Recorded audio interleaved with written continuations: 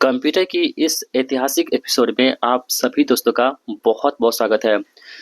दोस्तों, आज के इस वीडियो में हम आप सभी के लिए टॉपिक वाइज़ 500 इम्पोर्टेंट छपने वाले प्रश्न लेके आए हैं।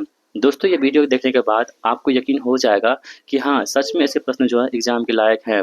दोस्तों, इस वीडियो में हमने आप सभी के लिए 34 टॉपिक में हमने इसको कवर किया है अपने इस वीडियो को, और इसको कंपाइल करने में हमें टोटल 7 घंटे का समय लगा है। यानी आप समझ सकते हैं कि पूरे निचोड़ हम यहाँ पे लेके आए हैं, और पूरा तराश के जो है प्रश्न होते हैं ना, उसको हम लेके आए हैं आप सभी के लिए। तो आप सभी लोग क्या कर सकते हैं, वीडियो को लाइक कर सकते हैं हमारी इस मेहनत के लिए, यदि आपको पसंद आएगा तो, और एक अच्छा सा कमेंट्स कर सकते हैं। और चैनल पर नए हैं और आपको सिलेक्शन लेना है इस बार, तो चैनल को सब्सक्राइब जरूर कीजिएगा, क्योंकि इस चैनल पर आपको सिर्फ और सिर्फ पढ़ाई की बातें होती हैं, फालतू बातें यहाँ पे नहीं होती हैं। तो चलिए शुरू करते हैं हम लोग आज की इस इम्पोर्टेंट क्लास को। दोस्तों, आज की इस क्लास का हम आपको थोड़ा ओवरव्यू दे देते हैं कि हम लोग कैसे इसको कवर करेंगे। देखिए, हमने इसको आपको बताया था ना 34 मतलब कि टॉपिक इसको कवर किया है, और पहला टॉपिक हमारे पास कौन सा होगा, कंप्यूटर का परिचय और विकास। ठीक है, ये पहला टॉपिक हमारे पास होगा। दूसरा टॉपिक यहाँ पे देख लीजिए थोड़ा सा, उसके बाद हम पढ़ना शुरू कर देंगे। दूसरा दोस्तों टॉपिक हमारे पास होगा कौन सा, यहाँ पे देख लेंगे आप लोग, एक सेकेंड। तो यहाँ पे है कंप्यूटर हार्डवेयर। ठीक है, और तीसरा टॉपिक यहाँ पे देख लेंगे आप सभी लोग, तो कंप्यूटर सॉफ्टवेयर। ठीक है, और चौथा टॉपिक यहाँ पे थोड़ा सा देख लीजिए, उसके बाद स्टार्ट करेंगे हम लोग। चौथा टॉपिक कहाँ गया, MS office, MS word, excel, ये सभी। यानी कि 34 टॉपिक में हमने पूरे इस जो पीडीएफ है उसको कंपाइल किए हैं। यानी कि हमको 7 घंटे का समय लगा दोस्तों इसको कंपाइल करने में आप सभी के लिए। तो बहुत मेहनत इस पर लगी है, हमने बहुत अच्छे से मेहनत किया है, और पूरा हमें विश्वास है दोस्तों कि यहाँ से आपके सवाल एग्जाम में जरूर पूछे जाएंगे। बस दोस्तों, आप लोग क्या कीजिएगा, इस वीडियो को लास्ट तक जरूर देख के जाइएगा। और दोस्तों हाँ, एक बात आप लोग ध्यान रखिएगा कि इस वीडियो के पीडीएफ में पासवर्ड लगा हुआ है। पासवर्ड लगाने का एक ही मकसद है दोस्तों हमारा, कि आप लोग इस वीडियो को लास्ट तक देखें, और लास्ट तक देखेगा कंसंट्रेट होकर के, तब क्या होगा, आप एग्जाम में क्वेश्चन को सॉल्व कर पाएंगे। और जब आप क्वेश्चन को एग्जाम में सॉल्व कर पाएंगे तो आपको क्या होगा दोस्तों, नौकरी हो जाएगी। और आपको पता है दोस्तों, जब नौकरी हो जाती है ना, अधिक सबसे ज़्यादा जो खुश होती है वो अपनी माँ होती है।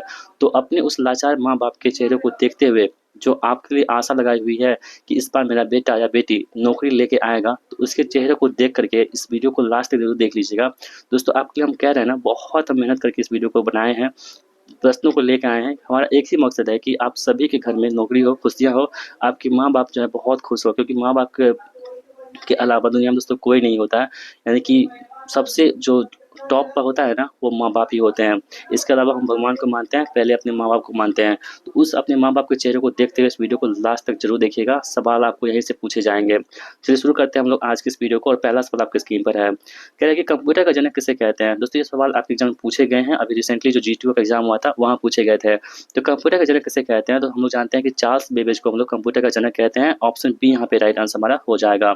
अगला प्रश्न है कि कंप्यूटर के संदर्भ में सीपीयू का अर्थ क्या होता है। दोस्तों, सीपीयू जो होता है ना, कंप्यूटर का ब्रेन होता है। ठीक है, इसे हम लोग क्या बोलते हैं, ब्रेन ऑफ कंप्यूटर कहते हैं। ब्रेन ऑफ कंप्यूटर के नाम जानते हैं किसको, सीपीयू को। बहुत इंपॉर्टेंट है, और इसका फुल फॉर्म क्या होता है, सेंट्रल प्रोसेसिंग यूनिट, यहाँ पे सीपीयू का फुल फॉर्म हो जाता है। आप सभी लोग इसे ध्यान रखेंगे। अगला प्रश्न है कि पहला इलेक्ट्रॉनिक डिजिटल कंप्यूटर कौन सा था। मोस्ट इंपॉर्टेंट है ये दोस्तों, कौन सा था हमारे पास, एनियक जो यहाँ पे पहला इलेक्ट्रॉनिक डिजिटल कंप्यूटर यहाँ पे हो जाएगा। ठीक है, अगला प्रश्न है कि कंप्यूटर की 5वीं पीढ़ी किस पर आधारित है। दोस्तों, अभी हाल ही में, मतलब कि अभी जो रिसेंटली जो युग चल रहा है ना, वो किसका है, आर्टिफिशियल इंटेलिजेंस का, यानी कि एआई का युग है।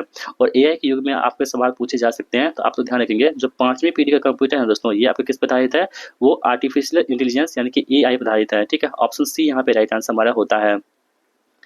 अगला प्रश्न है कि एक कंप्यूटर सिस्टम में अंकगणितीय और तार्किक संचालन यानी कि अर्थमेटिक एंड लॉजिकल ऑपरेशंस को कौन सा घटक करता है। दोस्तों, अंकगणितीय और जो तार्किक संचालन होती है ना, उसको एएलयू करता है, यानी कि अर्थमेटिक लॉजिक यूनिट बोलते हैं इसे, आप लोग ध्यान रखेंगे। ठीक है, चलिए अगला प्रश्न देख लेते हैं हम लोग। कह रहे हैं कि पहला गणना उपकरण कौन सा था। ठीक है दोस्तों, जो पहला गणना उपकरण हमारे पास होगा वो कौन था, अबेकस। ठीक है, अबेकस यहाँ पे इस प्रश्न का राइट आंसर हमारा होगा।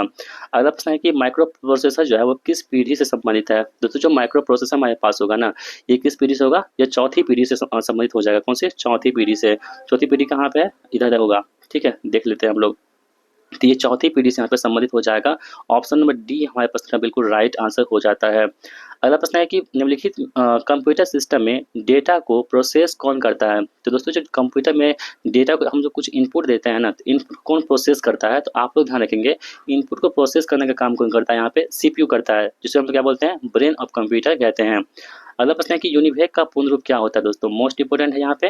जो यूनिवेक है ना, यूनिवेक का पूर्ण रूप दोस्तों यहाँ पे क्या होगा, इसका होगा यूनिवर्सल ऑटोमेटिक कंप्यूटर। ठीक है, आप सभी लोग इसे ध्यान रखेंगे, इंपॉर्टेंट आप सभी के लिए यहाँ पे हो सकता है आप एग्जाम में प्रश्न पूछा जाए। हमने उसी प्रश्न को लेकर आए हैं दोस्तों, जो सवाल आपके एग्जाम में पूछे जाएंगे ही जाएंगे। आप लोग इसको बहुत अच्छे से प्यार से देखिए, क्योंकि इसमें पासवर्ड लगा हुआ है। आपको हम पासवर्ड पीडीएफ देंगे तो पासवर्ड उसमें लगा होगा, इसलिए हम जो है पासवर्ड आपको बीच बीच में बताते रहेंगे। वीडियो को ध्यान से देखिए, सवाल आपको सही करने हैं और अपने माँ बाप की जो दुख दर्द है ना, उसको दूर करना है इस बार हम लोगों को। ठीक है, इतनी हमको मेहनत से अपनी पढ़ाई करनी है इस बार दोस्तों। ठीक है, बहुत कष्ट होता है, देखते हैं जब अपनी माँ बाप को, तो उसी को चेहरे को देखते हुए वीडियो को लास्ट तक जरूर देखते रहिएगा। अगला प्रश्न है कि VLSI का पूर्ण रूप क्या है, जिसका उपयोग चौथी पीढ़ी के कंप्यूटर में किया गया था। देखिए, पहला सवाल आपसे ये बन सकता है कि जो VLSI है ना, इसका प्रयोग किस पीढ़ी कंप्यूटर में किया गया था, तो आप लोग बता सकते हैं वहाँ पे कि चौथी पीढ़ी के कंप्यूटर में किया गया था। तो पहला सवाल यहाँ से बन गया। दूसरा सवाल ये है कि VLSI का फुल फॉर्म क्या होगा, तो आप लोग ध्यान रखेंगे, इसका होता है very large scale integration. Option number A यहाँ पे राइट आंसर हमारा हो जाता है। ठीक है, अगला प्रश्न है कि देखिए, अब हमारे पास दूसरा अध्याय शुरू हो चुका है कंप्यूटर हार्डवेयर का, यानी कि हार्डवेयर संबंधित जितने भी प्रश्न होंगे सभी को यहाँ पे हम कवर कर लेंगे। यानी कि आप इसलिए कह रहे हैं, ये मास्टर वीडियो होगा, मास्टर एपिसोड होगा, इसको आप देख लेंगे ना, और आपको कोई वीडियो देखने की जरूरत नहीं पड़ेगी। हमने आपको एक वीडियो और दिया था कंप्यूटर का, उस वीडियो को और इस वीडियो को देख लीजिए, आपको किसी भी वीडियो को देखने की जरूरत नहीं पड़ेगी, सवाल आपको यहीं से पूछे जाएंगे। अगला प्रश्न है कि निम्नलिखित में से कौन सा एक इनपुट डिवाइस नहीं है। दोस्तों, आपके पास 4 ऑप्शन दे रखे हैं, इसमें से 3 जो होगा वो इनपुट डिवाइस होगा, एक नहीं होगा। आपको वही चूज करना है जो नहीं है। यहाँ पे कीबोर्ड है, माउस है, प्रिंटर है, स्कैनर है। तो देखिए, कीबोर्ड जो आपके पास दोस्तों होता है वो कौन सा होता है, इनपुट डिवाइस होता है। ठीक है, माउस जो होता है दोस्तों वो इनपुट डिवाइस होता है, और जो स्कैनर होता है हमारे पास वो भी क्या होता है, इनपुट डिवाइस होता है। जबकि प्रिंटर जो होता है ना, वो बाहर निकलता है, यानी कि वो आउटपुट डिवाइस होगा। ऑप्शन सी यहाँ पे राइट आंसर हमारा हो जाता है। अगला प्रश्न है कि कंप्यूटर मॉनिटर और कंप्यूटर मॉनिटर को किस नाम से जानते हैं। तो दोस्तों, जो कंप्यूटर मॉनिटर होते हैं ना, उसको हम लोग और किस नाम से जानते हैं, उसे बोलते हैं VDU कहते हैं। और VDU का फुल फॉर्म क्या होता है, विजुअल डिस्प्ले यूनिट होता है। इसे भी आप लोग ध्यान रखेंगे। ऑप्शन ए यहाँ पे राइट आंसर होगा हमारा। रैम का पूर्ण रूप क्या होता है दोस्तों, एक होता है रैम, एक होता है रोम, दोनों को आप लोग ध्यान रखेंगे। रैम तो होता है कि रैंडम एक्सेस मेमोरी होता है, और रोम दोस्तों क्या होता है, तो रीड ओनली मेमोरी होता है। ठीक है, read only memory, read only memory यहाँ पे होगा, दोनों का आपको ध्यान देना है। तो ऑप्शन बी यहाँ पे रैम का फुल फॉर्म हो जाएगा। अगला प्रश्न है कि कंप्यूटर में अस्थायी मेमोरी यानी कि परमानेंट मेमोरी के लिए किसका उपयोग करते हैं हम लोग। तो कंप्यूटर में जो अस्थायी मेमोरी होता है यानी परमानेंट मेमोरी होता है, उसके इस्तेमाल के लिए हम करते हैं किसका, रोम का, वही रीड ओनली मेमोरी का। ये क्या होता है, परमानेंट होता है कंप्यूटर में। अगला प्रश्न है कि निम्नलिखित में से कौन एक आउटपुट डिवाइस है। तो दोस्तों, आपके पास 4 ऑप्शन दे रखे हैं, आपको चूज करना है कि कौन सा यहाँ पे आउटपुट डिवाइस होगा। देखिए, यहाँ पे जो माइक हमारे पास है दोस्तों, माइक में क्या करते हैं, हम बोलते हैं तो इनपुट करते हैं वहाँ पे। वेब कैम क्या होगा दोस्तों, यहाँ पे इनपुट डिवाइस होगा। और जॉयस्टिक पे क्या करते हैं हम लोग, गेम खेलते हैं, तो ये भी क्या है, इनपुट डिवाइस है। जबकि स्पीकर दोस्तों क्या होता है ना, ये आपके आउटपुट डिवाइस हो जाते हैं। ठीक है, आपने गांव घर में देखा होगा, जब भगत सब होता है ना, मतलब कीर्तन भजन होता है, तो उसमें स्पीकर लगा देते हैं, इसकी आउटपुट जो है वहाँ पे ज़्यादा प्रोड्यूस होती है वहाँ पे साउंड। अगला प्रश्न है कि निम्नलिखित सॉरी कंप्यूटर की स्पीड किसमें मापी जाती है। दूसरी कंप्यूटर की स्पीड होती है ना, उसको हम किसमें मापते हैं, हर्ज में। यहाँ पे कंप्यूटर की स्पीड को हम लोग मापते हैं, आप लोग ध्यान रखेंगे। कंप्यूटर में BIOS का उद्देश्य क्या होता है दोस्तों, BIOS मतलब होता है कि बेसिक इनपुट आउटपुट सिस्टम, और इसका उद्देश्य दोस्तों क्या होता है, तो ऑपरेटिंग सिस्टम को लोड करना। BIOS का फुल फॉर्म मतलब कि काम होता है, इसका फुल फॉर्म क्या होता है, बेसिक इनपुट आउटपुट सिस्टम। ठीक है, इसे भी आप लोग ध्यान रखेंगे, हो सकता है सवाल पूछे जा सकते हैं।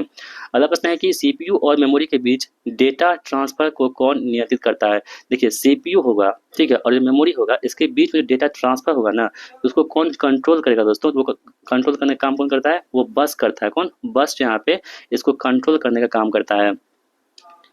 निम्नलिखित में से कौन एक स्टोरेज डिवाइस नहीं है। तो दोस्तों, आपको ध्यान देना होगा कि कौन से यहाँ पे स्टोरेज डिवाइस नहीं है। देखिए, हार्ड डिस्क क्या होता है, यहाँ पे स्टोरेज डिवाइस होता है।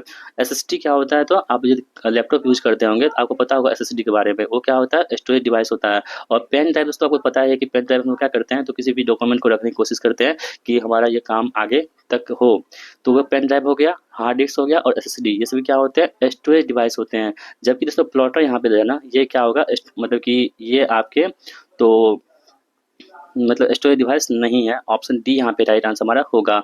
अगला प्रश्न होता है कि एक टच स्क्रीन किस प्रकार का डिवाइस है। दोस्तों टच स्क्रीन जो बोलते हैं, जैसे मोबाइल यूज करते हैं ना, टच करते हैं, तो टच स्क्रीन जो होता है वो किस प्रकार का डिवाइस होता है। ये इनपुट और आउटपुट दोनों होता है। जैसे कि आप किसी को मैसेज टाइप करते हैं तो क्या करते हो, इनपुट देते हैं, और जब उधर से कोई हम वीडियो देखते हैं ना, जैसे आप हमारी वीडियो को यूट्यूब पर देख रहे हैं, तो क्या कर रहे हैं आप लोग, आउटपुट ले रहे हैं। यानी कि टच स्क्रीन जो होता है ना, वो क्या होता है, इनपुट और आउटपुट दोनों की तरह काम करता है। आप लोग ध्यान रखेंगे।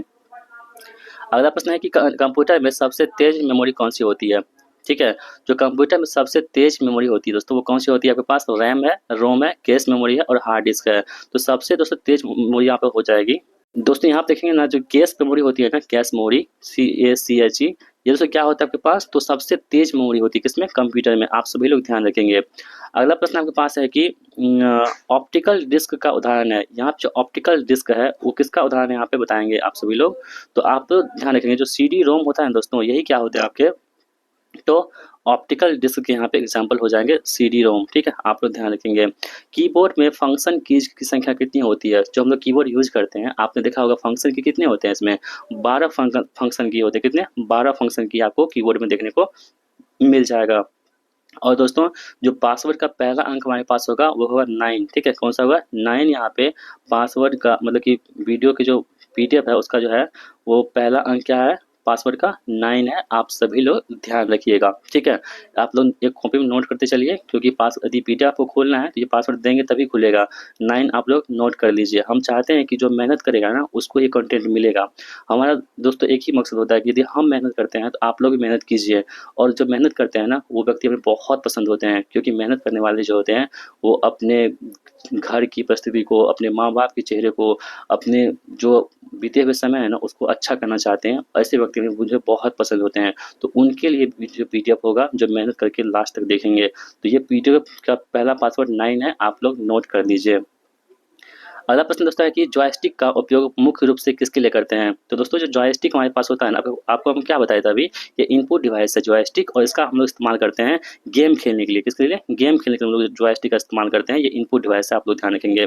बारकोड रीडर किस प्रकार का डिवाइस है। दोस्तों जो हमने, आप लोग आजकल क्या करते हैं, कुछ भी सामान लेते हैं तो बारकोड से स्कैन कर लेते हैं। तो इसका काम दोस्तों क्या होता है, बारकोड रीडर का ये दोस्तों जो काम होता है ना स्कैन करना, ये क्या है, इनपुट डिवाइस यहाँ पे होगा बारकोड रीडर। ठीक है, ऑप्शन बी यहाँ पे राइट आंसर होगा। SSD का पूर्ण रूप क्या होता है। दोस्तों ये स्टोरेज डिवाइस है, आपको पता है कि लैपटॉप से में लगा होता है SSD। तो SSD का यहाँ पे फुल फॉर्म पूछा जा रहा है कि SSD का फुल फॉर्म क्या होगा, आपको बताना है। तो दोस्तों आप लोग ध्यान रखेंगे, जो SSD होता है ना, इसका फुल फॉर्म होता है सॉलिड स्टेट डिवाइस। क्या होता है, solid state drive, sorry, solid state यहाँ पे ड्राइव, जो यहाँ पे SSD का यहाँ पे फुल फॉर्म हो जाएगा। आप लोग ध्यान रखेंगे।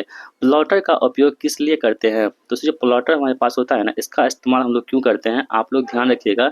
इसका इस्तेमाल करते हैं उच्च गुणवत्ता वाले ग्राफिक्स और बड़े ड्राइंग प्रिंट करने के लिए। हम लोग क्या करते हैं, प्लॉटर का इस्तेमाल करते हैं। यानी कि आपको हाई रेजोल्यूशन का आपको कोई प्रिंट निकालना है या बड़े ड्राइंग प्रिंट निकालना है आपको, तो उसके लिए आप किसका इस्तेमाल करेंगे, तो प्लॉटर का इस्तेमाल करेंगे। आप लोग इस बात को ध्यान रख सकते हैं। ठीक है, चलिए अगला प्रश्न दोस्तों देख लेते हैं। कह रहा है कि कंप्यूटर को बंद करने पर कौन सी मेमोरी अपना डेटा खो देती है।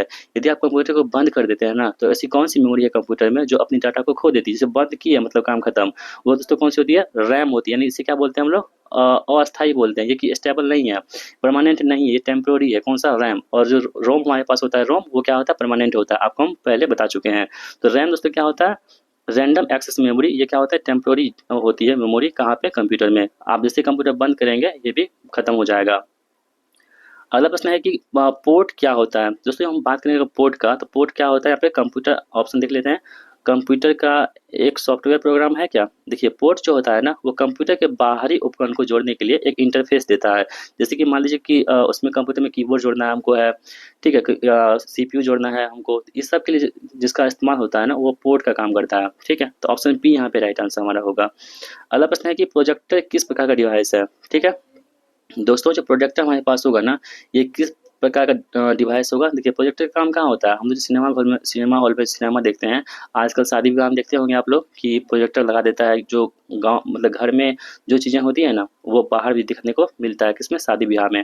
तो यहाँ पे प्रोजेक्टर किस प्रकार का डिवाइस है, तो जो प्रोजेक्टर यहाँ पे होगा वो होगा आउटपुट डिवाइस। कौन सा, आउटपुट डिवाइस होता है, क्योंकि हमको इस पर देखने को मिलता है, ये हमें विजुअल प्रदान करता है प्रोजेक्टर। अगला प्रश्न है कि निम्नलिखित में से कौन एक पॉइंटिंग डिवाइस है। ठीक है दोस्तों, पॉइंटिंग डिवाइस पॉइंट का काम कौन करता है। जैसे आप लोग एग्जाम देने जाएंगे कल या परसों, उसमें दोस्तों क्या होगा, तो आप माउस का यूज करेंगे।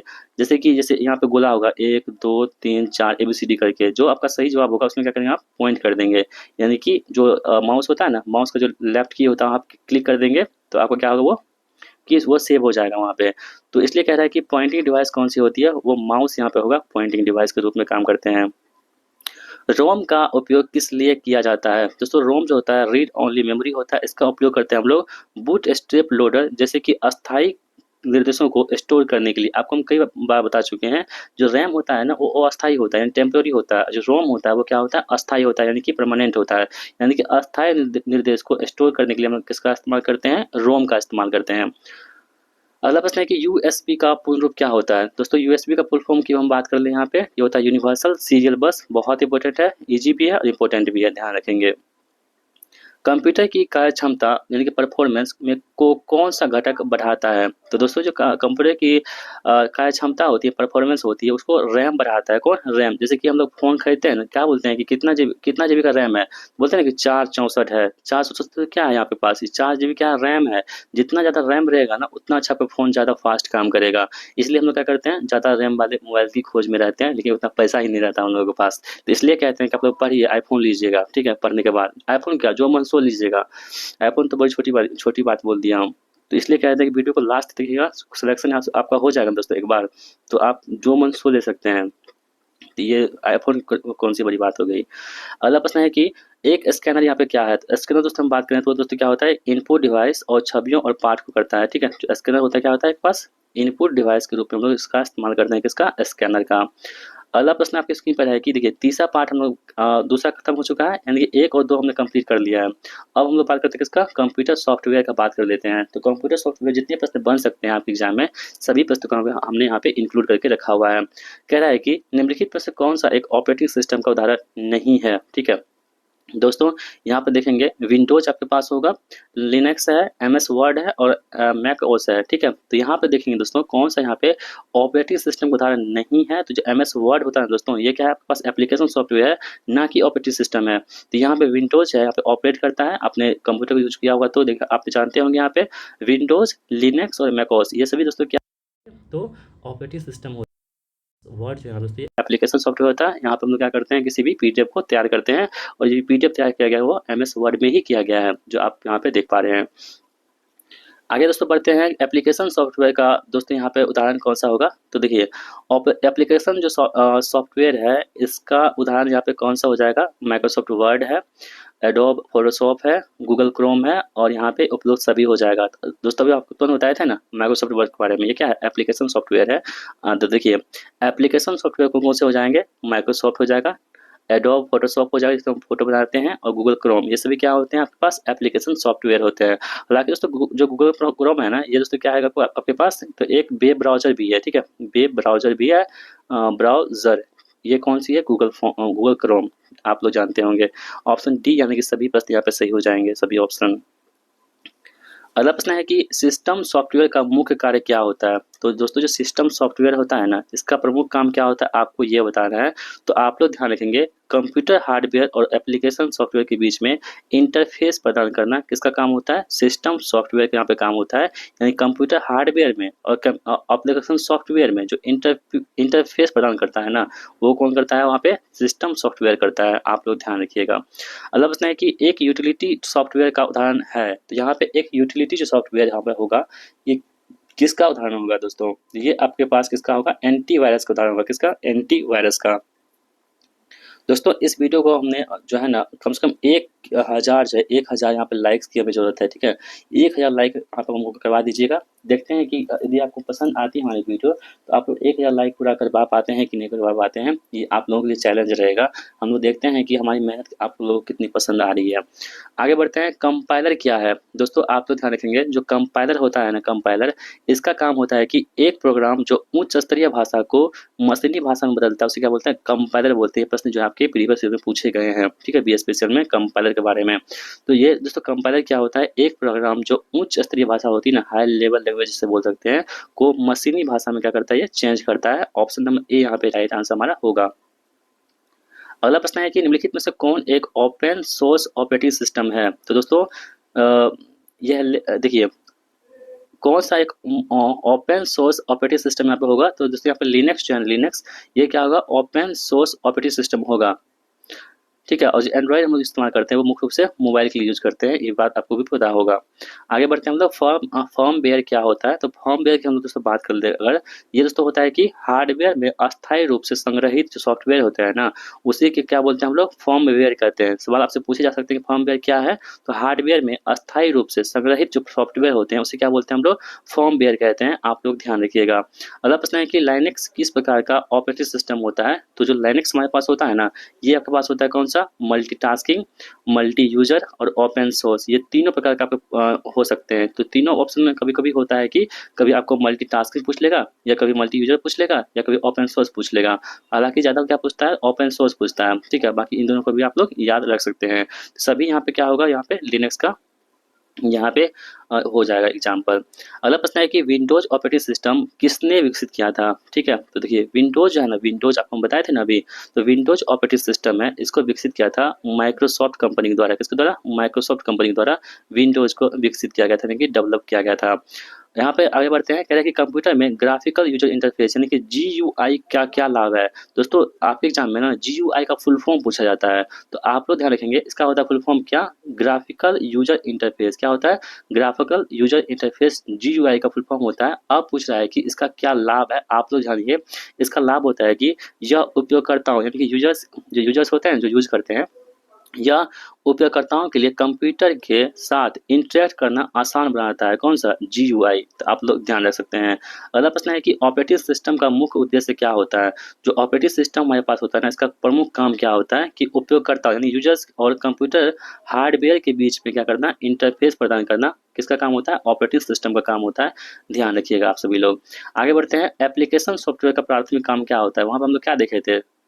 यहाँ पे क्या देखे थे? यहाँ पे देखे थे कि ऑपरेटिंग सिस्टम का क्या काम होता है, और यहाँ पे हम लोग क्या देख रहे हैं? यहाँ पे तो एप्लीकेशन सॉफ्टवेयर को देख रहे हैं, यानी कि एप्लीकेशन सॉफ्टवेयर का प्राथमिक काम क्या होता है? तो आप लोग ध्यान रखिएगा, जो एप्लीकेशन सॉफ्टवेयर होता है ना, इसका प्राथमिक काम होता है कि विशिष्ट उपयोगकर्ताओं कार्यों को पूरा करना। ठीक है। अगला प्रश्न है कि ड्राइवर क्या होता है? दोस्तों ड्राइवर वो नहीं है कि जो गाड़ी चलाता है, कंप्यूटर की बात हो रही है यहाँ पे। तो ड्राइवर होता है ना, इसका काम होता है कि एक सॉफ्टवेयर जो हार्डवेयर डिवाइस को ऑपरेटिंग सिस्टम के साथ संचार करने की अनुमति देता है ना, उसे हम लोग क्या बोलते हैं? ड्राइवर कहते हैं। अगला प्रश्न है कि फाइल कंप्रेशन सॉफ्टवेयर का उदाहरण है? तो दोस्तों आप देखेंगे जो फाइल कंप्रेशन होता है, जैसे कि मान लीजिए कि आपका कोई PDF है जो 2 MB का है, ठीक है, उसको आपको चेंज करके जो है ना, कंप्रेस करके आपको, यदि आपको 15 KB में करना है तो किसका इस्तेमाल करेंगे हम लोग? ये WinZip का इस्तेमाल करेंगे। ठीक है, इसे क्या बोलते हैं? फाइल कंप्रेशन जो यहाँ पे सॉफ्टवेयर कहते हैं।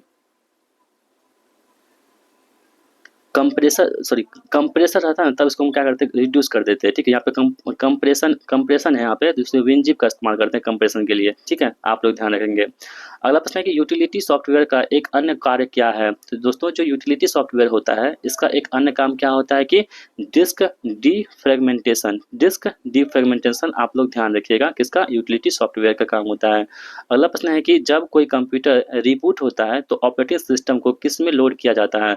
तो दोस्तों जब भी कोई कंप्यूटर रिबूट होगा तब क्या होगा? तो ऑपरेटिंग सिस्टम को किस में लोड किया जाता है? तो ये रैम में लोड किया जाता है। किसमें? रैम में। कंप्यूटर भाषा को मशीनी भाषा में बदलने के लिए किसका उपयोग करते हैं? तो जो कंप्यूटर भाषा होती है ना, उसको मशीनी लैंग्वेज में चेंज करने के लिए हम लोग किसका इस्तेमाल करते हैं?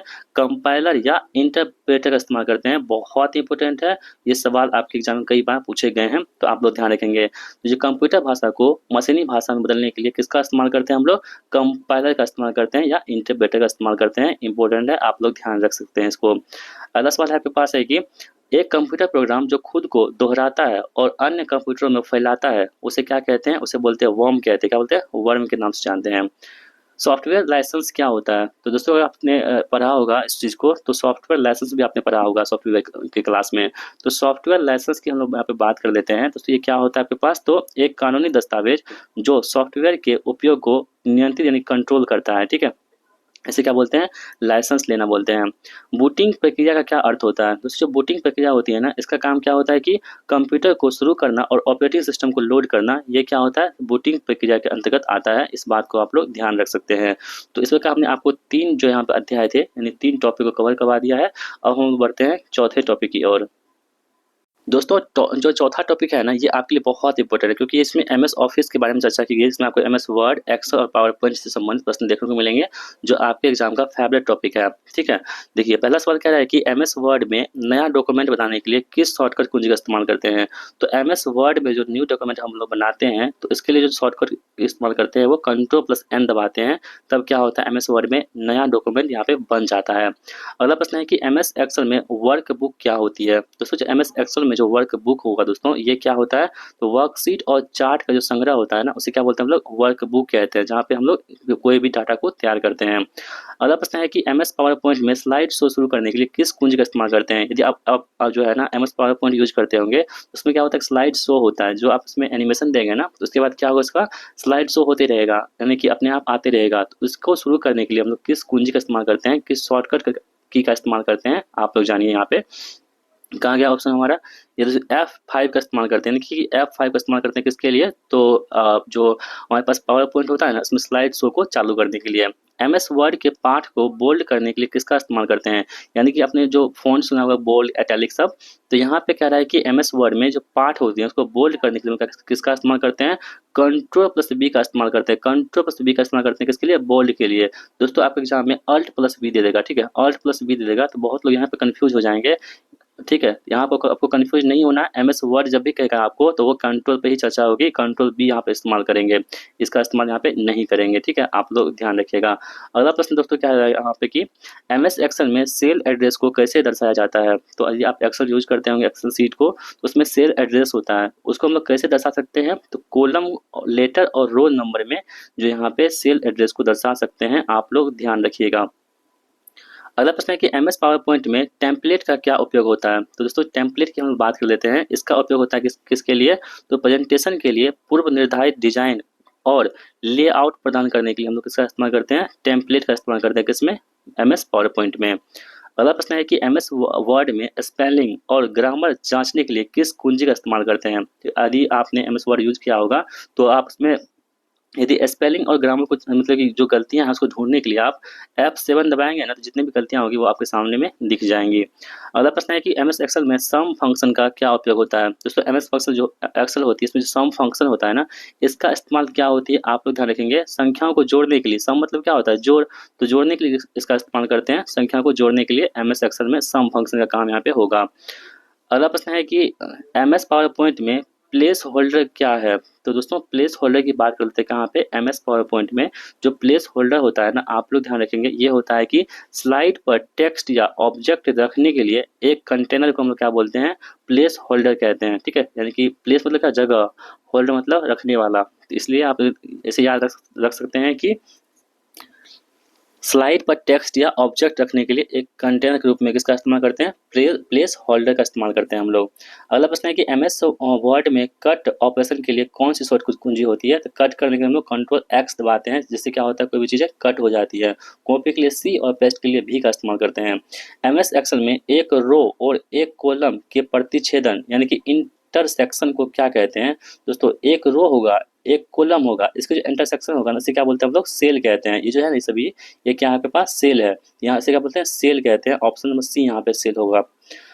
अगला प्रश्न देख लेते हैं कहाँ है, एमएस पावर पॉइंट में नया प्रेजेंटेशन बनाने के लिए कौन सी शॉर्टकट कुंजी होती है। देखिए किसका हम लोग बात कर लेते हैं, एमएस पावर पॉइंट की बात करते हैं। इसमें जो नया प्रेजेंटेशन बनाते हैं, तो Ctrl+N दबाइएगा, तब क्या होगा, नया प्रेजेंटेशन बनना शुरू हो जाएगा। एमएस वर्ड में अंडू करने के लिए दोस्तों, एक होता है अंडू, एक होता है रीडू। अंडू करने के लिए जेड का इस्तेमाल करते हैं और रीडू करने के लिए वाई का इस्तेमाल करते हैं। ठीक है, रीडू करने के लिए दोस्तों किसका इस्तेमाल करते हैं, तो वाई का इस्तेमाल करते हैं, और अंडू करने के लिए Ctrl+Z का इस्तेमाल करते हैं। ठीक है, आप लोग ध्यान रखेंगे। चलिए अगला प्रश्न देख लेते हैं हम लोग। यहाँ पे एमएस एक्सेल में चार्ट बनाने के लिए कौन सा टैब उपयोग किया जाता है। तो चार्ट जब भी हम बनाएंगे एमएस वर्ड एक्सेल में, तो जो हम इसका इस्तेमाल करेंगे वो इंसर्ट टैब का इस्तेमाल करेंगे। किसका, इंसर्ट टैब का इस्तेमाल करेंगे चार्ट को बनाने के लिए। एमएस पावर पॉइंट में एनिमेशन क्या होता है दोस्तों? एमएस पावर पॉइंट में हम बात करें तो इसमें जो एनिमेशन होता है ना, एनिमेशन आपको बताया था ना कि जब स्लाइड शो जब लगाते हैं ना, कभी इधर से आएगा, कभी उधर से आएगा, कभी उछल के आएगा, कभी पीछे से आएगा, तो ये सभी चीज़ें क्या होती हैं, एनिमेशन का काम होता है। ठीक है, घूम घूम के आएगा, कभी कभी देखते होंगे किसी फाइल को। तो दोस्तों क्या होता है, स्लाइड में ऑब्जेक्ट की गति करने के लिए यहाँ पे होती है इस मतलब कि हम लोग एनिमेशन का इस्तेमाल करते हैं। ठीक है, चलिए अगला प्रश्न आपके पास है कि एमएस वर्ड में प्रिंट प्रीव्यू के लिए शॉर्टकट कुंजी कौन सी होती है? तो प्रिंट प्रीव्यू करने के लिए शॉर्टकट कुंजी हमारे पास होगा किसमें, एमएस वर्ड में प्रिंट प्रीव्यू के लिए वो कौन सा होता है, Ctrl+F2 का इस्तेमाल करते हैं प्रिंट प्रीव्यू के लिए। एमएस एक्सेल में फॉर्मूला हमेशा किससे शुरू होता है? तो आप फॉर्मूला यदि लिखते हैं एमएस एक्सेल में तो आप कहाँ शुरू करते हैं, बराबर से, यानी कि जो इक्वल टू होता है ना, इसी से इस्तेमाल करते हैं हम लोग। कोई भी फॉर्मूला लिखने से पहले आपको ये साइन आपको लगाना पड़ेगा। ठीक है, आप लोग ध्यान रखेंगे। एमएस पावर पॉइंट में स्लाइड ट्रांजिशन क्या होती है? तो स्लाइड ट्रांजिशन दोस्तों किसमें पूछा जा रहा है आपको, एमएस पावर पॉइंट में पूछा है कि स्लाइड ट्रांजिशन क्या होता है। तो आप लोग ध्यान रख सकते हैं कि एक स्लाइड से दूसरे स्लाइड पर जाने के लिए दृश्य प्रभाव को हम लोग क्या बोलते हैं, ट्रांजिशन कहते हैं। कहाँ पे, एमएस पावर पॉइंट में। एमएस वर्ड में फाइंड एंड रिप्लेस के लिए शॉर्टकट कुंजी कौन सी होती है? दोस्तों एमएस वर्ड में जो फाइंड एंड रिप्लेस करेंगे ना, इसके लिए शॉर्टकट कुंजी होगी वो कौन सा होगा, Ctrl+H दबाएंगे तो एमएस वर्ड में फाइंड एंड रिप्लेस हो जाएगा। इंपॉर्टेंट है, आप सभी लोग ध्यान रखिएगा। ठीक है, सभी प्रश्न बहुत इंपॉर्टेंट है, सवाल तो आपको यहाँ से आना ही आना है, चाहे जो कुछ भी हो जाए। अगला प्रश्न है कि एमएस एक्सेल में ऑटोसम फंक्शन किस समूह में पाया जाता है? तो दोस्तों आप तो ध्यान रखेंगे, जो ऑटो सम फंक्शन होती है ना, ये आपके होम टैब और एडिटिंग समूह में पाए जाते हैं। ऑप्शन नंबर ए यहाँ पे राइट आंसर हमारा होता है। एमएस वर्ड में पेज ब्रेक डालने के लिए किसका इस्तेमाल करते हैं? दोस्तों एमएस वर्ड में जो पेज ब्रेक डालते हैं हम लोग इस्तेमाल करते हैं, Ctrl+Enter दबाएंगे ना तो क्या होगा, पेज ब्रेक हो जाएगा। ठीक है, ऑप्शन ए यहाँ पे पेज ब्रेक जो है, Ctrl+Enter दबाएंगे तो क्या होगा, पेज ब्रेक होगा। आप लोग ध्यान रखिएगा। एमएस एक्सेल में पिवट टेबल का उपयोग किस लिए करते हैं? मोस्ट इंपोर्टेंट है, आजकल बहुत यूज करता है पिवट का। तो एमएस एक्सेल में जो पिवट टेबल होता है इसका इस्तेमाल जो है किस लिए किया जाता है दोस्तों? आप लोग ध्यान रखेंगे, डेटा का सारांश यानी समराइज करने और उसका विश्लेषण करने के लिए हम लोग क्या करते हैं, पिवट टेबल का इस्तेमाल करते हैं। किसमें, एमएस एक्सेल में। अगला प्रश्न है कि एमएस वर्ड में मास्टर स्लाइड क्या लाभ होता है? तो दोस्तों स्लाइड की जब भी बात होगी ना, वो बात किसकी होगी, एमएस पावर पॉइंट की बात होगी, और सीट की बात होगी तो एक्सेल की बात होगी। इस बात को आप लोग ध्यान रख सकते हैं।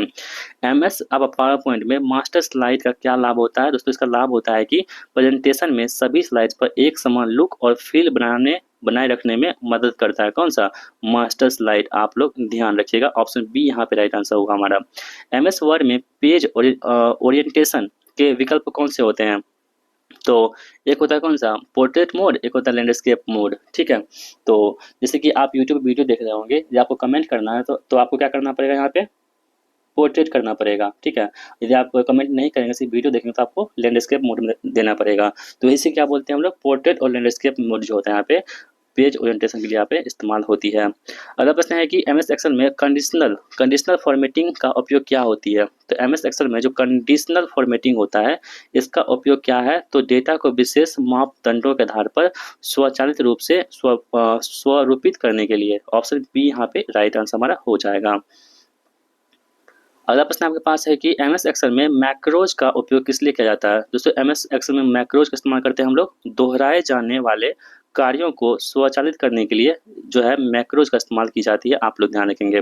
एमएस पावर पॉइंट में आउटलाइन व्यू का उपयोग क्या है? तो दोस्तों एमएस पावर पॉइंट में जो आउटलाइन व्यू होती है इसका उपयोग होता है कि केवल स्लाइड शीर्षक और मुख्य पाठ को एक आउटलाइन प्रारूप में प्रदर्शित करना, ये आउटलाइन व्यू का काम होता है। ध्यान रखेंगे आप सभी लोग। एमएस वर्ड में अलाइन टेक्स्ट राइट के लिए शॉर्टकट कुंजी कौन सी होती है? जैसे अभी एग्जाम हुआ था आपके इंटरनल एग्जाम, वहाँ पे प्रश्न पूछे गए थे। ठीक है, ये प्रश्न जो है ना पूछे गए थे, आपके एग्जाम में प्रश्न पूछे जाएंगे, ध्यान रखिएगा आप सभी लोग। एमएस वर्ड में अलाइन टेक्स्ट राइट के लिए शॉर्टकट कुंजी कौन सी होगी? Ctrl+R दबाएंगे तो क्या होगा, राइट यहाँ पे हो जाएगा। एमएस एक्सेल में फ्रीज फैंस का क्या तात्पर्य होता है? तो एमएस एक्सेल में जो फ्रीज फैंस होता है, फ्रीज फैंस, इसका तात्पर्य होता है कि डेटा को छिपाना। क्या होता है, डेटा को छिपाना यहाँ पे इसका मतलब कि प्रमुख काम होता है। अगला प्रश्न है कि दोस्तों, कहाँ गया क्वेश्चन, एक मिनट, सॉरी क्या था क्वेश्चन, एक मिनट सॉरी, क्वेश्चन फिर से पढ़ते हैं। एमएस एक्सेल में फ्रीज पेंस का क्या मतलब होता है दोस्तों? इसका मतलब होता है कि रो या कॉलम को स्क्रॉल करते समय दृश्यमान रखना, उसी को क्या बोलते हैं, फ्रीज पेंस कहते हैं। यानी कि रो या कॉलम को स्क्रॉल करते समय जो दृश्यमान रखते हैं उसे क्या बोलते हैं, फ्रीज पेंस के नाम से जानते हैं। ठीक है, ऑप्शन बी यहाँ पे राइट आंसर होगा, ना कि डी होगा। अब देखिए 4 चैप्टर कंप्लीट हो चुके हैं हमारा। अब हम लोग 5वां चैप्टर को शुरू करते हैं, और 5वां चैप्टर हमारे पास कौन सा है, इंटरनेट और वेब टेक्नोलॉजी। दोस्तों देख रहे हैं ना कितनी इसमें मेहनत हम किए हैं। यानी कि सवाल नहीं फंसेगा तो कहाँ से फंसेगा दोस्तों, जो मेहनत करेगा वही दावा ठोक सकता है कि सवाल यहीं से फंसेंगे। वही 5वां अध्याय, अभी 34 अध्याय को करवाएंगे। आप बने रहिएगा हमारे साथ, और सभी प्रश्नों को आप सही करके आएंगे यदि आप लास्ट तक वीडियो को देख लेते हैं तो। देखिए अगला सवाल कह रहा है कि www का पूर्ण रूप क्या होता है दोस्तों? इसका पूर्ण रूप होता है कि वर्ल्ड वाइड वेब होता है, इस बच्चों को पता है। अगला प्रश्न है कि एक वेब पेज का पता एड्रेस क्या कहलाता है? उसे बोलते हैं दोस्तों यूआरएल कहते हैं। कि जो वेब पेज होता है ना उसका जो एड्रेस होता है उसको क्या बोलते हैं हम लोग, यूआरएल कहते हैं। ऑप्शन नंबर ए यहाँ पे राइट आंसर हमारा होगा। इंटरनेट पर डेटा ट्रांसफर करने के लिए कौन सा प्रोटोकॉल इस्तेमाल करते हैं? तो इंटरनेट पर जो डाटा को ट्रांसफर करेंगे हम लोग तो उसका इस्तेमाल करते हैं टीसीपी/आईपी इस्तेमाल करते हैं। ऑप्शन नंबर ए यहाँ पे राइट आंसर हमारा होगा, किसके लिए, डाटा को ट्रांसफर करने के लिए। ईमेल भेजने के लिए किस प्रोटोकॉल का उपयोग करते हैं? तो ईमेल भेजने के लिए इस्तेमाल करते हैं एसएमटीपी जो प्रोटोकॉल होता है दोस्तों, इसका इस्तेमाल करते हैं किसके लिए, ईमेल को भेजने के लिए। ऑप्शन सी यहाँ पे राइट आंसर हमारा हो जाता है। डोमेन नाम क्या होता है? ठीक है दोस्तों, जो डोमेन नाम हमारे पास होता है ना, यह है कि एक वेबसाइट का आईपी एड्रेस है, एक वेबसाइट का नाम है, एक ईमेल एड्रेस का हिस्सा है। तो दोस्तों जो डोमेन नाम हमारे पास होगा ना वो क्या होगा, एक वेबसाइट का नाम हो जाएगा, कौन सा, डोमेन नाम। अगला प्रश्न है कि वेब ब्राउज़र का उदाहरण यहाँ पे कौन सा होगा? तो देखिए आपको बताया था ना, गूगल क्रोम क्या है, तो वेब ब्राउज़र है। मोजिला फायरफॉक्स क्या है, वेब ब्राउज़र है। माइक्रोसॉफ्ट एज क्या है, वेब ब्राउज़र है। और याहू दोस्तों क्या होता है आपके पास, ये भी क्या है, तो याहू क्या है, एक सर्च इंजन है। ठीक है, गूगल क्या है, सर्च इंजन है। ये सभी आप लोग ध्यान रखेंगे। यहाँ पे वेब ब्राउज़र की बात हो रही है, और ओपेरा मिनी क्या है, ओपेरा मिनी वो भी वेब ब्राउज़र है। तो गूगल क्रोम, मोजिला फायरफॉक्स और माइक्रोसॉफ्ट एज ये सभी क्या हैं आपके, तो वेब ब्राउज़र के एग्जाम्पल हो जाएंगे। अगला सवाल देख लेते हैं हम लोग। हाइपरलिंक क्या होता है? दोस्तों हाइपरलिंक की हम लोग बात कर लेते हैं। इसका ये होता है कि एक टेक्स्ट जो किसी अन्य वेब पेज से जुड़ता है उसे क्या बोलते हैं, हाइपरलिंक कहते हैं। लिंक मतलब क्या होता है, जुड़ना, उसे क्या बोलते हैं, हाइपरलिंक कहते हैं। इंटरनेट पर फाइलें ट्रांसफर करने के लिए किस प्रोटोकॉल का इस्तेमाल करते हैं? तो इंटरनेट पर जो फाइल ट्रांसफर होती है उसका इस्तेमाल करते हैं किस मतलब कि प्रोटोकॉल का, वो एफटीपी प्रोटोकॉल का इस्तेमाल करते हैं। किसका, एफटीपी का इस्तेमाल करते हैं। आईएसपी का पूर्ण रूप क्या होता है? दोस्तों आईएसपी जो होता है ना, देखिए एफटीपी यहाँ पूछा है कि एफटीपी का फुल फॉर्म क्या होता है, तो फाइल ट्रांसफर प्रोटोकॉल। ठीक है, इसे आप तो ध्यान रखेंगे। और आईएसपी का फुल फॉर्म क्या होता है, इंटरनेट सर्विस प्रोवाइडर। क्या होता है, इंटरनेट सर्विस प्रोवाइडर, आईएसपी का फुल फॉर्म होता है। इसे भी आप लोग ध्यान रख सकते हैं। फायरवॉल का मुख्य उद्देश्य दोस्तों क्या होता है? ठीक है, फायरवॉल वॉल मतलब क्या होता है कि दीवार, यानी कि यहाँ से आर पार तुमको नहीं जाने देंगे। इसका मतलब है कि अनाधिकृत पहुंच को रोकना, यदि कोई भी वायरस तरह घुस रहा है ना उसको रोकने का काम कौन करता है, फायरवॉल करता है।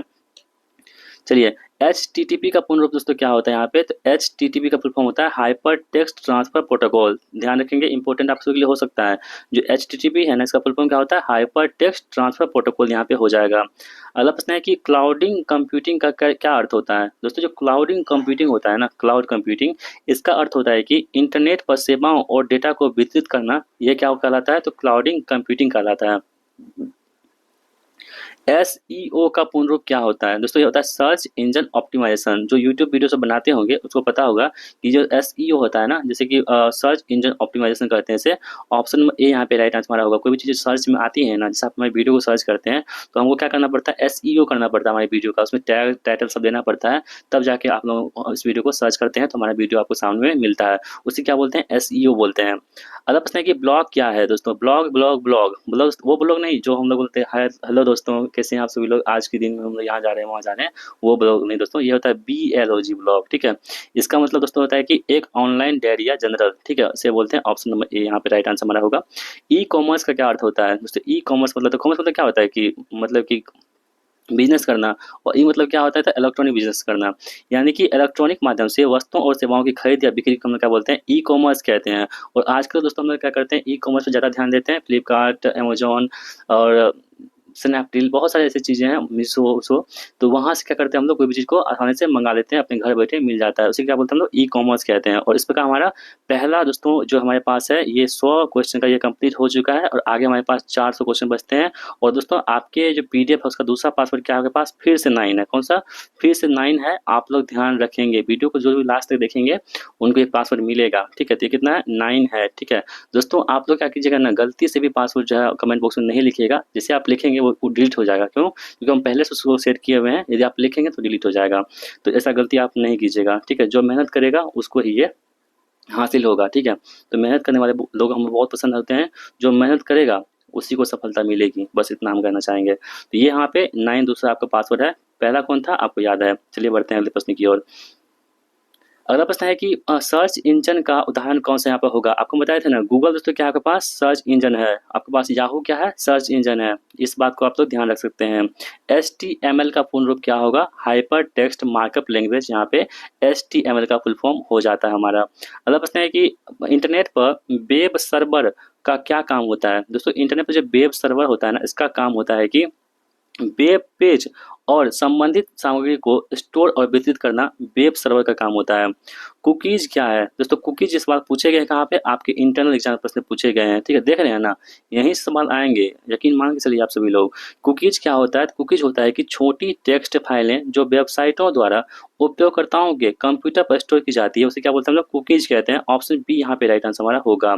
अगला प्रश्न दोस्तों, ये 5 हमारे पास टॉपिक कंप्लीट हो चुके हैं। अब हमारा छठा टॉपिक शुरू हो रहा है जिसका नाम है दोस्तों कंप्यूटर नेटवर्क, ठीक है? सवाल तो यहीं से फँसाएँगे, जितनी मेहनत करनी पड़ेगी हम ज़रूर करेंगे, सवाल यहीं से आपको दिखाएँगे एग्ज़ाम के बाद। यहाँ पे छठा हमारे पास अध्याय है, कह रहा है कि लैन का पूर्ण रूप क्या होता है? और यहाँ सवाल पूछे गए हैं कल के एग्जाम में।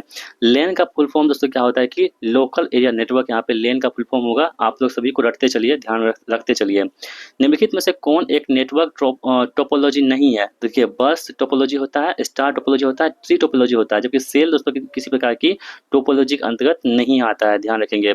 WAN का फुल फॉर्म दोस्तों क्या होता है? वाइड एरिया नेटवर्क, यहाँ पे WAN का फुल फॉर्म होता है, आप लोग ध्यान रखिएगा। अगला प्रश्न आपके पास प्रश्न है कि मोडेम का काम क्या होता है? दोस्तों मोडेम का आपने सुना होगा नाम कि मोडेम का काम होता है कि डिजिटल सिग्नल को एनालॉग में और एनालॉग को डिजिटल में बदलना। ये मोडेम का फुल फॉर्म मतलब कि क्या होता है, मतलब होता है। और मोडेम का फुल फॉर्म क्या होता है ना, आपसे उम्मीद करते हैं कि आप सभी लोग बताएंगे कहाँ पे कमेंट बॉक्स में, मोडेम का जो है फुल फॉर्म क्या होता है, फुल फॉर्म क्या होता है, आप लोग लिखिए कहाँ पे कमेंट बॉक्स में। जो भी मेहनत करते हैं ना, जो अपने माँ बाप के सपने को पूरा करना चाहते हैं, सभी लोग लिखिएगा, गलती सही जो भी हो आप लोग लिखिएगा। देखते हैं कि कौन यहाँ तक वीडियो को देखा है, ठीक है? जिसके मतलब कि सच में जो मेहनती है ना, जो अपने माँ बाप के सपनों को पूरा करना चाहते हैं, वो ज़रूर कमेंट बॉक्स में लिखेंगे मोडेम का फुल फॉर्म, यदि जानते हैं तो। नहीं जानते कुछ भी लिख दीजिए कि हमको नहीं पता है, लेकिन लिखिएगा ज़रूर। राउटर दोस्तों क्या होता है? राउटर का काम होता है कि डेटा को एक नेटवर्क से दूसरे नेटवर्क तक पहुंचाना। किसका काम होता है? राउटर का काम होता है, ठीक है? आप लोग यदि वाईफाई लगाते होंगे तो वहाँ पर राउटर को आपने देखा होगा। अगला प्रश्न है कि वाईफाई पूर्ण रूप से क्या होती है? दोस्तों वाईफाई मतलब होता है कि वायरलेस फिडिलिटी, ठीक है? वाईफाई का फुल फॉर्म क्या होता है? वायरलेस फिडिलिटी होता है इसका फुल फॉर्म, आप लोग ध्यान रखिएगा। अगला प्रश्न है कि आईपी एड्रेस क्या होता है दोस्तों? तो आईपी एड्रेस होता है कि इंटरनेट प्रोटोकॉल एड्रेस को क्या बोलते हैं हम लोग? आईपी एड्रेस कहते हैं। यानी कि आई से क्या हो गया? इंटरनेट, पी से क्या हो गया? प्रोटोकॉल, एड्रेस से एड्रेस हो गया, ठीक है? याद रखेंगे आप सभी लोग। नेटवर्क टोपोलॉजी क्या होती है? तो दोस्तों टोपोलॉजी की हम बात करें यहाँ पे, तो ये क्या होती है? कंप्यूटर नेटवर्क में कंप्यूटर का भौतिक जो लेआउट होता है ना, उसे क्या बोलते हैं हम लोग? टोपोलॉजी कहते हैं। अगला प्रश्न है कि ब्लूटूथ किस प्रकार का नेटवर्क होता है दोस्तों? तो ब्लूटूथ जो होता है पेन होता है, यानी कि पर्सनल एरिया नेटवर्क। यही सवाल देख रहे हैं ना, यही सवाल आपको पूछे गए थे कहाँ पे? जीटीओ एग्जाम में पूछे गए हैं ना, तो बस देख लीजिए आप लोग। तो जो पेन है ना हमारे पास, पर्सनल एरिया नेटवर्क को बोलते हैं। किसका उदाहरण है? ब्लूटूथ का उदाहरण है। ऑप्शन सी यहाँ पे राइट आंसर हमारा होगा। अगला प्रश्न है कि हब और स्विच का उपयोग किस में होता है? दोस्तों हब और स्विच जो है इसका इस्तेमाल करते हैं हम लोग नेटवर्क कनेक्टिविटी के लिए, हम लोग हब और स्विच का इस्तेमाल करते हैं, आप लोग याद रखेंगे। मेन का पूर्ण रूप क्या होता है दोस्तों? ये प्रश्न पूछे गए कहाँ पे? जीटीओ एग्जाम में, ठीक है? जो कल एग्जाम हुआ था ना जीटीओ, यहाँ सवाल पूछे गए थे मेन का। कितना इंपॉर्टेंट है आप लोग, आपको यकीन हो रहा होगा। तो मेन का पूर्ण रूप होता है कि मेट्रोपॉलिटन एरिया नेटवर्क, यहाँ पे ऑप्शन सी यहाँ पे राइट आंसर हमारा होगा, मेट्रोपॉलिटन एरिया नेटवर्क। इथरनेट का किसका एक प्रकार है? तो इथरनेट होती है दोस्तों, ये क्या होता है? लोकल एरिया नेटवर्क, यानी कि लेन का प्रकार होता है कौन सा? इथरनेट। नेटवर्क में क्लाइंट सर्वर का मॉडल क्या होती है? तो दोस्तों नेटवर्क जो क्लाइंट सर्वर मॉडल होती है, इसका काम क्या होता है कि जहाँ कुछ कंप्यूटर क्लाइंट अन्य कंप्यूटरों सर्वर से संसाधन मांगते हैं, उसे क्या बोलते हैं? क्लाइंट सर्वर कहते हैं। ऑप्शन बी यहाँ पे राइट आंसर हमारा हो जाएगा।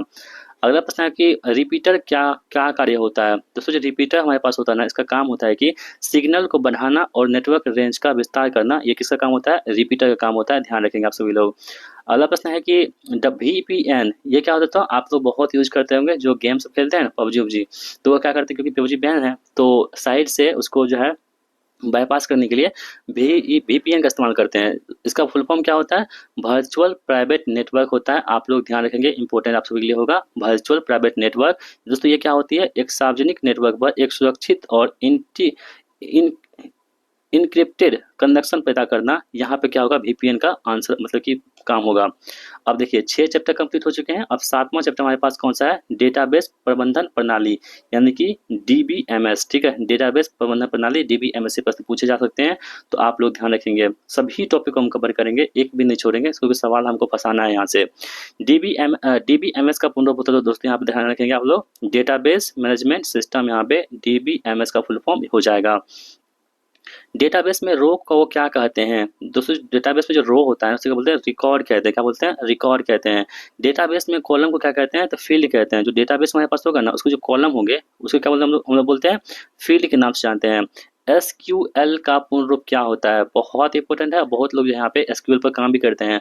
तो SQL का पूर्ण होता है कि structured query language. Option B यहाँ पे राइट आंसर हमारा होगा, स्ट्रक्चर्ड क्यूरी लैंग्वेज SQL का फुल फॉर्म हो जाएगा हमारा।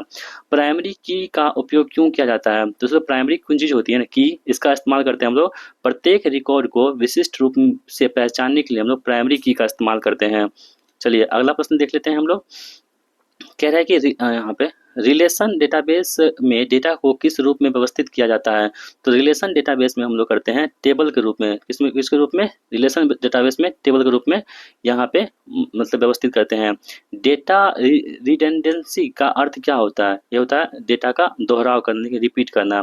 प्रश्न है कि MS एक्सेस किस प्रकार का सॉफ्टवेयर है? दोस्तों जो MS एक्सेस हमारे पास होगा, ये सॉफ्टवेयर किस प्रकार का होगा? ये डेटाबेस प्रबंधन प्रणाली जो यहाँ पे सॉफ्टवेयर होगा कौन सा? MS access. ठीक है, याद रखेंगे आप सभी लोग। क्वेरी का उपयोग क्यों किया जाता है? दोस्तों जो क्वेरी हमारे पास होता है ना, QUERY, इसका इस्तेमाल करते हैं हम लोग किसके लिए? डेटाबेस से जानकारी पुनर्प्राप्त करने के लिए। ठीक है, क्वेरी का इस्तेमाल करते हैं हम लोग। अगला प्रश्न है कि फॉरेन की क्या होती है? दोस्तों जो फॉरेन की होती है ना, ये कौन सी होती है? एक तालिका में एक विशेषता जो किसी अन्य तालिका की प्राथमिक कुंजी को संदर्भित करती है, इसके लिए हम किसका इस्तेमाल करते हैं? फॉरेन की का इस्तेमाल करते हैं। ठीक है, अगला प्रश्न है कि डेटा अखंडता यानी कि डाटा इंटीग्रिटी का अर्थ क्या होता है? तो इसका अर्थ होता है कि डेटा को सटीकता और स्थिरता बनाए रखने के लिए डाटा इंटीग्रिटी का इस्तेमाल करते हैं। ER डायग्राम का उपयोग किस लिए किया जाता है? तो जो ER डायग्राम होता है हमारे पास, ये एक डेटाबेस के तार्किक संरचना को मॉडल करने के लिए हम लोग ER डायग्राम का इस्तेमाल करते हैं। डेटाबेस नॉर्मलाइजेशन का मुख्य उद्देश्य क्या होता है? तो दोस्तों जो डेटाबेस नॉर्मलाइजेशन होता है, इसका मुख्य उद्देश्य होता है कि डेटा रिडेंडेंसी को कम करना और डेटा अखंडता को सुधार करना। ठीक है, आप लोग ध्यान रखेंगे। अगर कि एक रिपोर्ट का उपयोग किस लिए किया जाता है? दोस्तों एक रिपोर्ट का इस्तेमाल करते हैं हम लोग डेटाबेस से जानकारी को स्वरूपित तरीके से प्रस्तुत करने के लिए। हम लोग किसका इस्तेमाल करते हैं? तो रिपोर्ट का इस्तेमाल करते हैं। अगला प्रश्न है कि हाँ आप देखिए, अब हमारे पास कौन सा है? 7 चैप्टर कंप्लीट हो चुके हैं, 8वां चैप्टर हम लोग शुरू कर रहे हैं। इसका नाम क्या है? Programming language and concept. ठीक है, देखिए पहला सवाल है कि हाई लेवल लैंग्वेज का उदाहरण कौन से यहाँ पर होगा? देखिए C++ और जावा, ये दोनों दोस्तों क्या है? तो हाई लेवल लैंग्वेज है, यानी कि उच्च स्तरीय भाषा है। आप लोग ध्यान रखिएगा, C++ और जावा। लो लेवल लैंग्वेज दोस्तों कौन सी होगी यहाँ पे? तो वो कौन सी होगी? असेंबली भाषा जो होती है, असेंबली लैंग्वेज, ये क्या होती है आपके पास? लो लेवल लैंग्वेज का उदाहरण होगा। बग क्या होते हैं दोस्तों? बग जो होती है ना, जो प्रोग्राम में त्रुटि यानी गलती जो होती है कंप्यूटर में प्रोग्रामिंग में, उसे क्या बोलते हैं हम लोग? बग कहते हैं। और बग को हटाना डीबग कहलाता है। यहाँ पे है ना, डीबगिंग दोस्तों क्या होती है? तो प्रोग्राम में बग्स खोजना और उन्हें ठीक करना, वो डीबगिंग कहलाता है। इसे भी आप लोग ध्यान रखेंगे। अगला प्रश्न है कि एल्गोरिथम क्या होती है? दोस्तों एल्गोरिथम की हम लोग बात कर लेते हैं। एक समस्या को हल करने के लिए चरण दर चरण प्रक्रिया जो होती है, उसे क्या बोलते हैं हम लोग? एल्गोरिथम कहते हैं। ठीक है, अगला प्रश्न दोस्तों आपके पास है कि फ्लो चार्ट का क्या उपयोग होता है। तो फ्लो चार्ट जो हमारे पास होता है ना, इसका काम होता है कि एक एल्गोरिथम का ग्राफिक प्रतिनिधित्व करना फ्लो चार्ट का यहाँ पे उपयोग होता है। ऑब्जेक्ट ओरिएंटेड प्रोग्रामिंग यानी कि ओओपी का उदाहरण है दोस्तों कौन सा होता है हमारे पास, तो जावा जो है ये ऑब्जेक्ट ओरिएंटेड प्रोग्रामिंग होती है। कौन सा, जावा। ठीक है, ये सवाल जो है आपको हम अपने टेस्ट सीरीज में भी करवाते हैं। तो टेस्ट सीरीज हमारे पास 49 का है, वो बहुत इंपॉर्टेंट है। ठीक है, यदि आपको ज्वाइन करना है क्योंकि वो वहाँ सवाल आपके एग्जाम में आए हैं, तो आप 7549425490 इस नंबर पर आप मुझसे संपर्क कर सकते हैं। केवल 49 रुपये में दोस्तों आप फुल लेंथ प्रैक्टिस कर सकते हैं, जहाँ सवाल आपके एग्जाम में डायरेक्ट पूछे जाते हैं। तो जिनको चाहिए आप यहाँ से इंक्वायरी कर सकते हैं।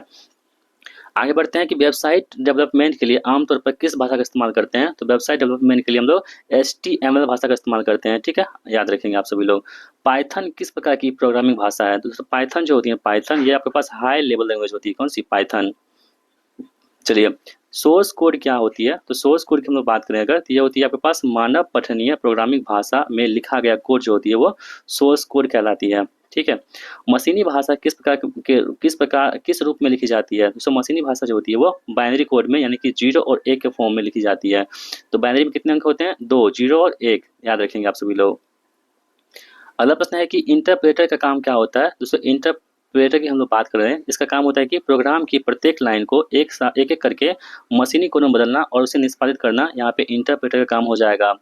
एक सिंटैक्स एरर क्या होता है। प्रोग्रामिंग भाषा को व्याकरणिक नियमों का उल्लंघन करना सिंटैक्स एरर कहलाता है। IDE यानी कि इंटीग्रेटेड डेवलपमेंट इन्वायरमेंट का काम क्या होता है। इसका काम होता है कि सॉफ्टवेयर डेवलपर्स के लिए कोड लिखने, डिबग करने और टेस्ट करने के लिए एक व्यापक सुविधाएं प्रदान करना। यहाँ पे IDE का क्या होगा, यहाँ पे तात्पर्य हो जाएगा। अगला प्रश्न है कि वेरिएबल क्या होता है। दोस्तों से वेरिएबल की हम बात करें अगर, तो ये क्या होता है आपके पास, एक मेमोरी स्थान का नाम जिसका उपयोग मानों को स्टोर करने के लिए करते हैं, उसे क्या बोलते हैं, वेरिएबल के नाम से हम लोग जानते हैं। ऑप्शन बी यहाँ पे राइट आंसर हमारा होगा। तो इस प्रकार हमने 8 चैप्टर कंप्लीट कर लिए हैं और ये हमारा 9वां चैप्टर अब शुरू हो रहा है। दोस्तों 9वां चैप्टर हमारे पास कौन है, साइबर सुरक्षा। ठीक है, साइबर सुरक्षा आजकल बहुत चर्चे में रहता है, तो यहाँ सवाल आपके एग्जाम में पूछे जा सकते हैं।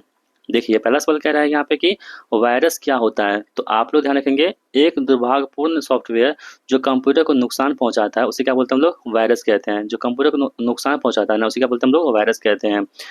फिशिंग क्या होती है, मोस्ट इंपोर्टेंट है फिशिंग। फिशिंग दोस्तों हम बात करेंगे तो संवेदनशील जानकारी जो कॉन्फिडेंशियल होती है चीज़ें, जैसे कि पासवर्ड हो गया, प्राप्त करने के लिए धोखेबाज तरीका, यानी कि धोखा से किसी का पासवर्ड यदि आप हैक कर लेते हैं, उसे हम क्या बोलते हैं, फिशिंग कहते हैं। ठीक है, अगला प्रश्न है कि एंटीवायरस सॉफ्टवेयर का मुख्य उद्देश्य क्या होता है। तो एंटीवायरस नाम से स्पष्ट है कि वायरस को खत्म करना, यानी कि वायरस और मेलवेयर का पता लगाना और हटाना, ये क्या होता है, एंटीवायरस का यहाँ पे प्रमुख काम होता है। स्पैम ईमेल क्या होती है। दोस्तों स्पैम, यदि आप ईमेल यूज करते होंगे जीमेल अकाउंट, तो आप एक फोल्डर होता है वहाँ पे कौन सा, स्पैम। ठीक है, तो जो अवांछित या थोक ईमेल होते हैं ना, उसे क्या बोलते हैं हम लोग, स्पैम कहते हैं। क्या बोलते हैं, स्पैम कहते हैं। मालवेयर क्या होता है। दोस्तों मालवेयर की हम लोग बात कर लेते हैं, तो ये क्या होता है, दुर्भाग्यपूर्ण सॉफ्टवेयर का एक सामान्य शब्द, जैसे कि वायरस, ट्रोजन, वर्म्स, ये सभी क्या होते हैं, मालवेयर के एग्जाम्पल होते हैं। फायरवॉल का प्रमुख काम क्या होता है। दोस्तों फायरवॉल का काम क्या होता है, आपको बताए थे ना, जो फायरवॉल होता है इसका काम होता है कि अनाधिकृत नेटवर्क एक्सेस को रोकना, यहाँ पे फायरवॉल का काम होता है। पासवर्ड का उपयोग क्यों किया जाता है। तो पासवर्ड का इस्तेमाल क्यों करते हैं, जो पासवर्ड हम लगाए हैं इस PDF में, क्यों करते हैं, क्यों लगाए हैं, आप लोग समझिए। सिस्टम में डेटा तक अनाधिकृत पहुंच को रोकने के लिए, यानी कि कोई भी इसको एक्सेस कर सकता है, उसी को रोकने के लिए हमने उसमें पासवर्ड लगाया है। क्यों, क्योंकि जो मेहनत करेगा उसी को सफलता मिलेगी, मेरा एक ही सिद्धांत है। डिजिटल सिग्नेचर का क्या सुनिश्चित करता है। तो दोस्तों डिजिटल सिग्नेचर जो है डेटा को प्रामाणिकता और अखंडता सुनिश्चित करता है, आप लोग ध्यान रखेंगे। अगला प्रश्न है कि साइबर क्राइम दोस्तों क्या होती है। कंप्यूटर या नेटवर्क का उपयोग करके किया गया अपराध जो होती है उसे क्या बोलते हैं, साइबर क्राइम कहते हैं। ठीक है, अगला प्रश्न है कि बैकअप क्या होता है। हम ब्रेकअप सुन तो पढ़ रहे थे, लेकिन यहाँ पे बैकअप है। बैकअप क्या होता है दोस्तों, तो बैकअप से यहाँ पे डेटा की एक अतिरिक्त प्रति बनाना, उसे क्या बोलते हैं हम लोग, बैकअप कहते हैं। बोलते हैं ना कि इसको बैकअप में रख लो, कभी काम आएगा। इनक्रिप्शन का क्या उद्देश्य होता है। तो इनक्रिप्शन का उद्देश्य होता है कि यहाँ पे देखेंगे एक ऑप्शन और कहाँ गया, यहाँ पे। तो इनक्रिप्शन का दोस्तों अर्थ होता है कि डेटा को अनिधिकृत पहुंच से सुरक्षित करना। जैसे कि आपका व्हाट्सएप यूज करे होंगे ना, तो वहाँ पे क्या होता है, इनक्रिप्शन लगा होता है दोनों तरफ से, यानी कि आपका जो है मतलब मैसेज और उसका मैसेज केवल आप दोनों देख सकते हैं, व्हाट्सएप इसको नहीं देख सकता है, इसका मतलब यही होता है। तो सुरक्षित रखता है आपके मैसेज को। चलिए अगला प्रश्न है कि स्पाईवेयर क्या होता है। तो स्पाईवेयर की हम लोग बात कर लेते हैं। तो ये होता है कि एक प्रोग्राम जो आपकी इंटरनेट गतिविधि को ट्रैक करता है और आपकी जानकारी के बिना डेटा को भेजता है, उसे क्या बोलते हैं हम लोग, स्पाईवेयर कहते हैं। आप लोग ध्यान रखिएगा। फिशिंग ईमेल की पहचान कैसे करें। तो इसको पहचानने के लिए हम लोग, यह एक अज्ञात प्रेषक से आता है और व्यक्तिगत जानकारी मांगता है, उसी का बोलते हैं हम लोग फिशिंग ईमेल कहते हैं। ठीक है, यानी कि अज्ञात, इसका कोई भी मतलब नाम नहीं होगा, अज्ञात नाम होगा और आपको आपकी जो प्राइवेट जानकारी है ना वो आपको मांगेगी, तो ऐसे ईमेल को क्या बोलते हैं, फिशिंग ईमेल कहते हैं। आप लोग इससे बच कर रहिएगा। रूट किट क्या होता है दोस्तों। रूट किट की हम लोग बात करने का, तो ये दोस्तों क्या होता है, तो एक सॉफ्टवेयर जो सिस्टम तक अनाधिकृत पहुंच प्रदान करता है, उसे क्या बोलते हैं, नहीं, एक सॉफ्टवेयर जो सिस्टम तक अनाधिकृत पहुंच प्रदान करता है और उसे छिपाता है, उसे क्या बोलते हैं हम लोग, रूट किट कहते हैं। टू फैक्टर ऑथेंटिकेशन, ठीक है, 2FA क्या होती है। ये लॉगिन करने के लिए दो अलग अलग तरीके से यहाँ पे इस्तेमाल होती है। जैसे कि आप व्हाट्सएप में लगाते हैं, टू फैक्टर टेलीग्राम में लगाते हैं, व्हाट्सएप में लगाते हैं, यानी कि दो तरह का आप दो ताला लगाते हैं। कहने का मतलब हुआ कि आप उसे बहुत प्रोटेक्ट करते हैं, जिससे कि जो हैकर सब हैं आपके जो प्राइवेट चीज़ें हैं वहाँ तक नहीं पहुँच पाएँ। इसलिए हम लोग टू फैक्टर ऑथेंटिकेशन कहते हैं। आप सभी लोग इसे जरूर करके रखिएगा अपने फ़ोन में। आगे बढ़ते हैं हम दोस्तों। हमारे पास अब 9 चैप्टर कंप्लीट हो चुके हैं। 10वां चैप्टर हम लोग आज शुरू कर रहे हैं फिर से, मतलब कि अभी से। क्या है कि कंप्यूटर की मूल अवधारणा और संक्षिप्त नाम, यानी कि बेसिक कॉन्सेप्ट और एक्रोनिम्स, यानी कि जो छोटे-छोटे वर्ड होते हैं ना, क्या बोल सकते हैं आप लोग, शॉर्ट फॉर्म नहीं, फुल फॉर्म जो होता है किसी वर्ड का, वही यहाँ पे दिए गए हैं। चलिए यहाँ पे पहला सवाल देख लेते हैं। क्या है जीबी का पूर्ण रूप क्या होता है। हम लोग खूब जीबी जीबी करते हैं ना कि आज कितना जीबी दिया था, 1.5 GB दिया था, कितना खर्च कर दिया, 50 MB बचा हुआ है अभी, बोलते हैं ना। दोस्तों इसका फुल फॉर्म क्या होता है जीबी का, ये होता है गीगाबाइट। क्या होता है, गीगाबाइट।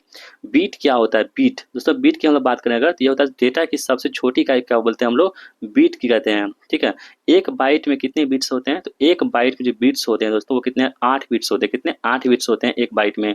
रोम में स्टोर किए गए प्रोग्राम को क्या कहते हैं, उसे दोस्तों बोलते हैं फर्मवेयर। क्या बोलते हैं, फर्मवेयर कहते हैं रोम में स्टोर किए गए प्रोग्राम को।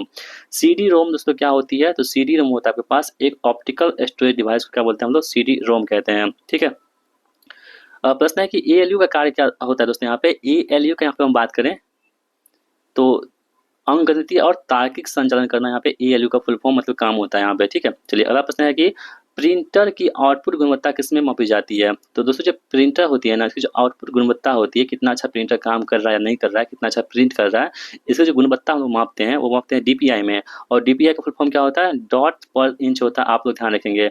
और जो पीपीएम होता है ना, इसका फुल फॉर्म क्या होता है, पेज पर मिनट, यहाँ पे देखेंगे इसका फुल फॉर्म। और डीपीआई का अर्थ होता है यहाँ पे डॉट्स पर इंच होता है। और बीपीएस का मतलब क्या होता है यहाँ पे, बीट्स पर सेकेंड। इन सभी फुल फॉर्म को आप लोग ध्यान रख सकते हैं। कैश मेमोरी कहाँ स्थित होता है, तो जो कैश मेमोरी होता है सबसे तेज मेमोरी कौन सी होती है, कैश मेमोरी होती है। तो यह कहाँ पे स्थित होता है, तो सीपीयू और मुख्य मेमोरी के बीच में आपको कैश मेमोरी देखने को मिल जाएगा। कंप्यूटर में बीआईओएस यानी कि बेसिक इनपुट आउटपुट सिस्टम कहाँ संग्रहित होते हैं, तो ये कहाँ दोस्तों होते हैं, रोम में संग्रहित होते हैं। कहाँ पे, रोम में। जीयूआई ग्राफिकल यूजर इंटरफेस का प्राथमिक लाभ दोस्तों क्या होता है, तो आपको हम बताए थे ये सवाल, फिर से रिपीट हो चुका है यहाँ पे। चलिए आगे बढ़ते हैं। वही है जो आपको हम बताए थे। प्रोग्रामिंग भाषा सी किसने विकसित की है, तो दोस्तों जो प्रोग्रामिंग भाषा सी है ना, इसको विकसित किया है डेनिस रिची के द्वारा। यहाँ पे प्रोग्रामिंग भाषा सी को यहाँ पे विकसित की गई है डेनिस रिची के द्वारा।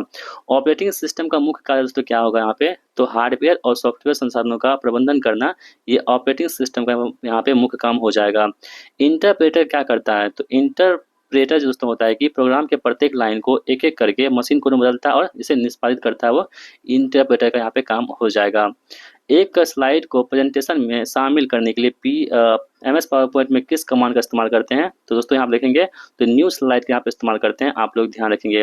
MS एक्सेल में पाई चार्ट का उपयोग किस लिए किया जाता है, तो MS एक्सेल में जो पाई चार्ट होती है वो समग्र के अनुपातिक आकार को दिखाने के लिए हम लोग इसका इस्तेमाल करते हैं। चलिए अगला प्रश्न है कि URL में HTTP ये दे रखा है, ठीक है, का क्या अर्थ होता है दोस्तों। इसका अर्थ होता है कि प्रोटोकॉल। क्या होता है, प्रोटोकॉल होता है। आईपी एड्रेस को किसमें परिवर्तित किया जाता है, जा सकता है, तो आईपी एड्रेस को हम लोग डोमेन नेम में परिवर्तित कर सकते हैं। एक ईमेल क्लाइंट का उदाहरण है, तो दोस्तों ईमेल क्लाइंट का उदाहरण कौन सा यहाँ पर हो जाएगा, यहाँ पर देखेंगे तो मोजिला थंडरबर्ड, ये क्या होता है आपके पास, यहाँ पे क्लाइंट हो जाएगा। कौन सा क्लाइंट, ईमेल क्लाइंट यहाँ पे हो जाएगा। अगला प्रश्न है कि टीसीपी आईपी में टीसीपी का पूर्ण रूप क्या होता है? दोस्तों टीसीपी का फुल फॉर्म होता है यहाँ पे ट्रांसमिशन कंट्रोल प्रोटोकॉल, ध्यान रखेंगे, बहुत इंपॉर्टेंट है। अगला प्रश्न है कि मॉडेम किस ओएसआई मॉडल लेयर पर काम करता है? दोस्तों मॉडल जो यहाँ पे पास फिजिकल लेयर पर काम करता है। रिलेशन डेटाबेस में संबंध क्या दर्शाता है? तो तालिकाओं के बीच में कनेक्शन जो यहाँ पे रिलेशन डेटाबेस में संबंध दिखाता है। डीबीएमएस का उपयोग करने का मुख्य लाभ क्या होता है? तो डेटा को अधिक कुशलता से प्रबंधित करना और डेटा अतिरेक यानी कि रिडंडेंसी को कम करना, आप तो ध्यान रखेंगे। अगला प्रश्न है कि प्रोग्रामिंग त्रुटि क्या बोलते हैं दोस्तों? उसे बोलते हैं बग कहते हैं। क्या बोलते हैं? बग कहते हैं। जावा किस प्रकार की प्रोग्रामिंग भाषा है? तो जावा दोस्तों आप ध्यान रखेंगे, ये क्या है पास ऑब्जेक्ट ओरिएंटेड भाषा होती है। कौन सी? जावा जो होती है क्या होती है? ऑब्जेक्ट ओरिएंटेड भाषा होती है। फिशिंग हमला किस माध्यम से किया जाता है? तो जो ईमेल होती है, टेक्स्ट मैसेज होते हैं, वेबसाइट होते हैं, इन सभी के थ्रू आपके पास फिशिंग हमला की जा सकती हैं। अगला प्रश्न है कि ट्रोजन हॉर्स क्या है? दोस्तों ट्रोजन हॉर्स की हम लोग बात करते हैं यहाँ पे। तो ये क्या होती है? एक उपयोगी सॉफ्टवेयर जो दुर्भावनापूर्ण कार्य करता है, उसे क्या बोलते हैं? ट्रोजन हॉर्स के नाम से जानते हैं हम लोग। पेन ड्राइव किस प्रकार की स्टोरेज डिवाइस है? तो पेन ड्राइव दोस्तों एक प्रकार की फ्लैश ड्राइव क्या होती है? फ्लैश होती है। इसको आप ध्यान रखेंगे, जो प्रश्न पूछे जा सकते हैं। जो पेन ड्राइव होती है ना, किस प्रकार की स्टोरेज डिवाइस होती है? फ्लैश होती है। क्या होती है? फ्लैश।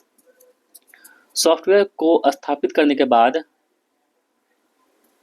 इसे कहाँ संग्रहित किया जाता है? दोस्तों इसे हार्ड डिस्क में हम क्या संग्रहित कर सकते हैं। मॉनिटर का पर प्रदर्शित छोटे दृश्य को क्या कहा जाता है? उसे दोस्तों क्या बोलते हैं? आइकन कहते हैं। क्या बोलते हैं? आइकॉन कहते हैं इसे। टैबलेट कंप्यूटर किस श्रेणी में आते हैं? दोस्तों टैबलेट जो कंप्यूटर होते हैं हमारे पास, ये माइक्रो कंप्यूटर के अंतर्गत आते हैं। ठीक है, इस प्रकार हमारे 10 चैप्टर कंप्लीट हो चुके हैं और 11वां चैप्टर आपके स्क्रीन पर है। इनपुट और आउटपुट डिवाइस को हम लोग यहाँ पे देख लेते हैं। कह रहा है कि निम्नलिखित में से कौन एक पॉइंटिंग डिवाइस है जिसका उपयोग कंप्यूटर गेम खेलने के लिए करते हैं? तो जॉयस्टिक का इस्तेमाल करते हैं हम लोग कंप्यूटर गेम को खेलने के लिए। OCR का फुल फॉर्म क्या होता है? Optical character recognization. Option number A यहाँ पे OCR का फुल फॉर्म हो जाएगा। अगला प्रश्न है कि MICR का उपयोग मुख्य रूप से किस उद्योग में करते हैं? तो MICR का इस्तेमाल करते हैं बैंकिंग उद्योग में, हम लोग MICR का इस्तेमाल करते हैं, आप लोग ध्यान रखेंगे। प्रिंटर किस प्रकार का प्रिंटर का प्रकार कौन सा नहीं है यहाँ पे? ठीक है, देखिए इंकजेट दे रखा है हमारे पास, लेजर है, कीबोर्ड है, डॉट मैट्रिक्स है। तो प्रिंटर का प्रकार दोस्तों कौन सा होता है? इंकजेट प्रिंटर होता है, लेजर प्रिंटर होता है और डॉट मैट्रिक्स प्रिंटर होता है। जबकि कीबोर्ड दोस्तों कोई भी प्रिंटर नहीं है यहाँ पे। एक वेबकैम किस प्रकार का डिवाइस है दोस्तों? तो एक वेबकैम जो यहाँ पे वो कौन सा होगा? Input device. यहाँ पे एक वेबकैम यहाँ पे हो जाएगा कौन सा? Input device. ठीक है, तो इस प्रकार दोस्तों हमने आप सभी के लिए 200 प्रश्न यहाँ पे कंप्लीट कर दिए हैं और बाकी के 300 प्रश्न और हैं। आप सभी लोग लास्ट तक वीडियो को देखते रहिएगा। और दोस्तों पीडीएफ का तीसरा पासवर्ड हमारे पास कौन सा है? 7 है। कौन सा? 7 है, आप तो ध्यान रखेंगे। पहले जो 2 पासवर्ड थे आपको हम बता चुके हैं, तीसरा पासवर्ड हमारे पास कौन सा है? 7 है। इस वीडियो को आप लोग ध्यान से देख लीजिए, इसको कहीं नोट डाउन करते रहिए यदि आपको पीडीएफ को एक्सेस करना है तो। ठीक है, इसे आप नोट डाउन कर लीजिए। चलिए बढ़ते हैं अगले प्रश्न की ओर। तो दोस्तों पीडीएफ का जो हमारे पास अगला पासवर्ड है वो कितना है? 7 है। ठीक है, आपको हम 2 पासवर्ड अभी बता चुके हैं, ये तीसरा पासवर्ड है। आप लोग यदि पीडीएफ को एक्सेस करना चाहते हैं तो सबको नोट डाउन करते चलिए, लास्ट में आप सभी लोग इसे पीडीएफ को एक्सेस कर लीजिएगा अपने पासवर्ड को डाल करके। 7 है, आप लोग ध्यान रखिएगा। चलिए बढ़ते हैं अगले प्रश्न की ओर। हम लोग कह रहे हैं कि डिजिटाइजर का ग्राफिक्स टैबलेट किस प्रकार का डिवाइस है? तो दोस्तों ये डिवाइस जो हमारे पास होगा ये इनपुट डिवाइस हो जाएगा। कौन सा? इनपुट डिवाइस होगा कौन सा? डिजिटाइजर। अगला प्रश्न है कि स्पीकर किस प्रकार का आउटपुट प्रदान करता है दोस्तों? तो स्पीकर हमारे पास क्या होगा? स्पीकर क्या प्रदान करता है? स्पीकर दोस्तों ध्वनि प्रदान करता है। कैसा? ध्वनि प्रदान करता है हम लोगों को। OMR का उपयोग मुख्य रूप से किस लिए करते हैं? तो OMR का इस्तेमाल करते हैं हम लोग परीक्षाओं के उत्तर पुस्तिका को स्कैन करने के लिए हम लोग OMR का इस्तेमाल करते हैं। और OMR आपने सीट को भी देखा होगा जो हम लोग फील करते हैं एग्जाम के समय में। आगे बढ़ते हैं, लाइट पेन किस प्रकार का इनपुट डिवाइस है? तो दोस्तों लाइट पेन जो है ना एक इनपुट डिवाइस है। यहाँ पूछा है किस प्रकार का है, ये पॉइंटिंग डिवाइस कौन सा होगा? यहाँ पे लाइट पेन यहाँ पे हो जाएगा हमारा। हेडफोन किस प्रकार का डिवाइस है? दोस्तों हेडफोन की हम लोग बात करें अगर, तो ये दोस्तों क्या होती है? एक आउटपुट डिवाइस है हमारे पास कौन सा? हेडफोन। मेमोरी और स्टोरेज, यहाँ पे 12वां चैप्टर हमारे पास शुरू हो रहा है मेमोरी और स्टोरेज का। कह रहा है कि ROM का पूर्ण रूप क्या होता है? आपको बता चुके हैं, रीड ओनली मेमोरी यहाँ पे ROM का पूर्ण रूप होता है। वर्चुअल मेमोरी का काम क्या होता है दोस्तों? तो ये एक तकनीक जो हार्ड डिस्क के हिस्से को रैम के रूप में उपयोग करती है, उसे क्या बोलते हैं? वर्चुअल मेमोरी के नाम से जानते हैं हम लोग। हार्ड डिस्क ड्राइव HDD किस प्रकार का स्टोरेज डिवाइस है? तो HDD जो तुम्हारे पास होगा ना, ये क्या होगा? एक सेकेंडरी स्टोरेज होगा। कौन सा? HDD। कैश मेमोरी का मुख्य काम होता है कि सीपीयू और मुख्य मेमोरी के बीच में डेटा एक्सेस को तेज़ करना। ये क्या होता है, कैश मेमोरी का काम होता है। क्योंकि ये सभी मतलब कि बहुत ज़्यादा तेज़ मेमोरी होती है कैश मेमोरी। फ्लॉपी डिस्क किस प्रकार का स्टोरेज माध्यम है, तो फ्लॉपी डिस्क की दोस्तों हम बात करें अगर, ये क्या होता है कि मैग्नेटिक यहाँ पे स्टोरेज डिवाइस हो जाएगी। डीवीडी का पूर्ण रूप क्या होता है, ये होता है दोस्तों डिजिटल वर्सटाइल डिस्क या डिजिटल वीडियो डिस्क, ये दोनों होता है आपके पास डीवीडी का फुल फॉर्म। पेन ड्राइव को और किस नाम से जानते हैं, तो बोलते हैं फ्लैश ड्राइव के नाम से जानते हैं पेन ड्राइव को, आप लोग ध्यान रखेंगे। आगे बढ़ते हैं, मेमोरी यूनिट की सबसे बड़ी इकाई कौन सी होती है, तो क्या होती है, योट्टाबाइट जो यहाँ पे मेमोरी यूनिट की सबसे बड़ी इकाई होती है, ठीक है, याद रखेंगे। SSD यानी कि सॉलिड स्टेट ड्राइव HDD की तुलना में क्यों बेहतर है, दोस्तों क्यों बेहतर है, यह तेज, शांत और अधिक टिकाऊ है, इसलिए ये क्या है, तो बेहतर है। आगे बढ़ते हैं, हमारे पास रैम किस प्रकार की मेमोरी होती है, दोस्तों ये वोलेटाइल मेमोरी होती है। कौन सी, रैम जो होती है ना, क्या होती है, वोलेटाइल मेमोरी होती है। कैश मेमोरी किस सिद्धांत पर काम करती है, दोस्तों कैश मेमोरी जो होती है ना, ये सिद्धांत पर काम करती है, कौन सी, ये होती है डेटा के लोकेलिटी और रेफरेंस के सिद्धांत पर काम करती है, कौन सी, कैश मेमोरी, आप लोग ध्यान रखिएगा। अगला प्रश्न आपके पास है कि रजिस्टर्ड कहाँ स्थित होते हैं, दोस्तों सीपीयू के अंदर में क्या होते हैं आपके पास, रजिस्टर्ड स्थित होते हैं, आप लोग याद रखेंगे। एक ब्लू रे डिस्क की भंडारण क्षमता आमतौर पर कितनी होती है, तो ये 25 GB से 50 GB तक जो होती है इसकी क्षमता होती है। अगला प्रश्न आपके पास है कि EEPROM का पूर्ण रूप क्या होता है, दोस्तों इसका फुल फॉर्म यहाँ पे होगा यहाँ पे electrically erasable programmable read only memory, इसका फुल फॉर्म होता है किसका, EEPROM का, ठीक है, याद रखेंगे आप सभी लोग। सेकेंडरी स्टोरेज का एक अन्य नाम क्या है, दोस्तों इसका नाम क्या होता है, सहायक भंडारण यानी कि ऑक्सिलरी स्टोरेज, यहाँ पे इसका आंसर होगा। इस प्रकार 12 चैप्टर कंप्लीट हो चुके हैं, 13वां चैप्टर हम लोग शुरू कर रहे हैं। यह है नंबर सिस्टम का। कंप्यूटर में डेटा और निर्देश किस नंबर सिस्टम में संग्रहित होती है, दोस्तों ये बाइनरी में होती है, जिसमें कितने अंक होते हैं, 0 और 1 अंक होते हैं, ठीक है। बाइनरी नंबर सिस्टम में कितने अंक होते हैं, दोस्तों 2 अंक होते हैं, कौन कौन से, 0 और 1 होते हैं, इसे भी आप लोग ध्यान रखेंगे, यही सवाल आपको हम बताए थे। दशमलव संख्या 10 का बाइनरी समतुल्य कितना होगा, दोस्तों ये कितना होगा, 10 यहाँ पे होगा इसका बाइनरी समतुल्य, आप लोग ध्यान रखेंगे, ठीक है। देखिए इसमें क्या करते हैं ना, 10 को आप 2 से भाग देते चलिए, यहाँ पे देखिए 2 से 2 पंचे 10, कितना बचा यहाँ पे, हाँ से कितना बचा, 0 बचा है ना, कुछ नहीं बचा तो 0 यहाँ पे लिखेंगे, 0 लिख दिए, ठीक है। फिर जब तक खत्म नहीं होगा 2 से भाग देते रहेंगे, 2 दूनी 4, यहाँ पे कितना हासिल बचा है, 1 बचा, ठीक है। फिर 2 से भाग देंगे दोस्तों, यहाँ पे 2 का 2, ठीक है, यहाँ कितना बचा, 0। जब यहाँ पे 1 आ जाएगा तब हम छोड़ देंगे, तब उसके बाद हम नीचे से ऊपर लिखना शुरू कर देंगे, कैसे, 1 0 1 0, यही क्या होगा आपके पास 10 का बाइनरी नंबर होगा, जो ऑप्शन नंबर बी में दे रखा है।